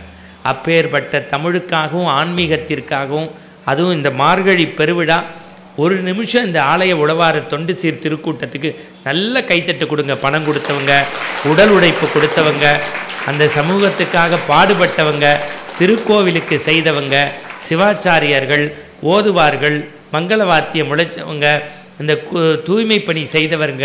ஏன்னா கோவில் திருப்பணிங்கிறது ரொம்ப கஷ்டங்க. கோவில் கட்டுறது ஈஸி, அதை பாருங்கள் சுற்றி இன்னும் இதை வச்சு எடுத்தால் தான் டீப் க்ளீனிங் பண்ணால் கூட இந்த திருநீர் போகாது. சும்மா கூட்டம் கேட்க வர்றது முக்கியம் இல்லை. இன்னிலேருந்து முடிவெடுத்துப்போம். தாய் தகப்பனை நல்லா வச்சுப்போம். தெருவில் குப்பை போட வேண்டாம், கண்ட இடத்துல எச்ச துப்ப வேண்டாம். சபரிமலைக்கு போகிறவங்க பீடி சிகரெட்டு குடிக்காதீங்க, முடியாதவன் போகாதீங்க மலைக்கு. உங்கள் உள்ளாடைய பம்பையில் விடாதீங்க. நம்ம பழனிக்கு போகிறவங்க தயவு செய்து சொல்கிறேன், பாத யாத்திரையாக போகிறவங்க ஓரமாக போங்க, நல்லபடியாக போயிட்டு வாங்க. முடிஞ்சவன் ஒரு நாளைக்கு ஒருத்தருக்காவது அன்னத்தை போடுங்க. முடியாதவன் அமாவாசைக்கு ஒரு அகத்திக்கீரையாவது வாங்கி பசுமாட்டுக்கு. உடனே என் பேச்சை கேட்டு 50 பொம்பளை போயிட்டாளுங்க. பசுமாட்டுக்கு கொடுத்து அதில் ஒருத்தி அழுகிறா, என் மாமியார் சாப்பிடு. நான் சொன்னேன், லூசு, உனக்கு முன்னாடி 30 மாமியார் உள்ளே போயிருக்கா. ஒரே நல்ல பசுமாடு சாப்பிடுமா? அதுக்கு நம்ம வயிறு மாதிரி தானே. ஒன்று கோணாரை நம்பு, இல்லை சாமியை நம்பு. அகத்திக்கீரை அவர்கிட்ட கொடுத்துட்டு வா, அடுத்த நாளுக்கும் புண்ணியம் கிடைக்கும். திருப்பியும் சொல்கிறேன், முடிஞ்சவங்க அள்ளி கொடுங்க, முடியாதவன் கிள்ளி கொடுங்க. அதுவும் முடியாதவன் உடல் உழைப்பு கொடுங்க. அதுவும் முடியாதவங்க தப்பு பேசாமல் இருங்க. இந்த ஆலய உழவார தொண்டு சீர் திருக்கூட்டம் நாகராஜ் சார்கிட்ட சொல்லுவேன், மற்றவெல்லாம் காசையும் பொருளையும் கொடுத்து தேதி வாங்கி கூப்பிட்டா தான் போவேன். நீங்கள் கூப்பிடாட்டி நான் இங்கே வந்து பேசுவேன். ஏன்னா இது என்னுடைய மண், என்னை வளர்த்து விட்ட மண். என் உடம்பில் உயிர் இருக்கிற வரைக்கும் நீங்கள் எப்போது அடைத்தாலும் நான் அன்புக்கு வருவேன். நான் அவருடைய திருவடி தொழத்தக்க வகையிலே சைவப்பணி ஆற்றக்கூடியவர்கள் அவர்கள் மட்டுமல்ல, ஆலய உழவார தொண்டு சீர் திருக்கூட்டத்து மெய்யன். நீங்கள் பார்த்தீங்கன்னா தெரியும், ஒரு சேப்பு உடை உடுத்தினவர் துண்டு போட வந்தார், அவர் காலில் நான் விழுந்து வணங்கினேன். உண்மை செய்கிறவங்களை நம்ம மதிக்கணும். இந்த திருக்கோயில் நிர்வாகம் ரொம்ப நல்லா இருக்காங்க. சிவாச்சாரியர்கள் கிட்டத்தட்ட தமிழ்நாட்டில் ரஜினிகாந்த், ஏன்னா நான் இப்போ கமலை பற்றி பேசுகிறது இல்லைன்னு முடிவு பண்ணிட்டேன். இதுக்கும் நீங்கள் அமைதியாக இருந்தால் விளங்காமல் தான் போகணும். இப்போ உலகத்தில் எந்த நடிகர் நடிகை வந்தாலும் 4 நிமிஷத்தில் டிவியை மாற்றிடுறோம். 2.5 மணி நேரம் ஆன்மீகத்துக்கும் தமிழுக்காக உட்கார்ந்துருந்தீங்கன்னா அது காரணேஸ்வரருக்கு கிடைத்த வெற்றி, ஆலய உழவார தொண்டு சீர் திருக்கூட்டத்திற்கு கிடைத்த வெற்றி, சைவத்திற்கு கிடைத்த வெற்றி. வான்மிகில் வளாய்து பெய்து மழை வளம் சுரக்க மன்னன் கோன்முறை அரசு செய்கம்பா. அப்புறம் என்ன கேட்பீங்க? தனம் தரும் கல்வி தரும் ஒரு நாளும் தளர்வரியா மனம் தரும்னு.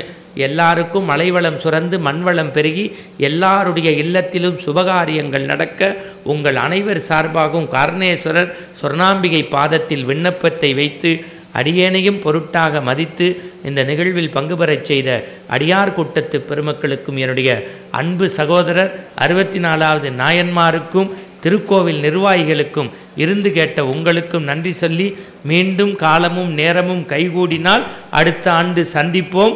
காரணேஸ்வரரை பற்றி சிந்திப்போம் ஐரிஷ் விஷன் வழியாக. நன்றி, வணக்கம். சிவாய நம. வெற்றிவேல் முருகனுக்கு. இந்த தகவல் உங்களுக்கு பிடிச்சிருந்தா லைக் பண்ணுங்க, உங்க ஃப்ரெண்ட்ஸுக்கு ஷேர் பண்ணுங்க, மறக்காம எங்க சேனலுக்கு சப்ஸ்கிரைப் பண்ணுங்க.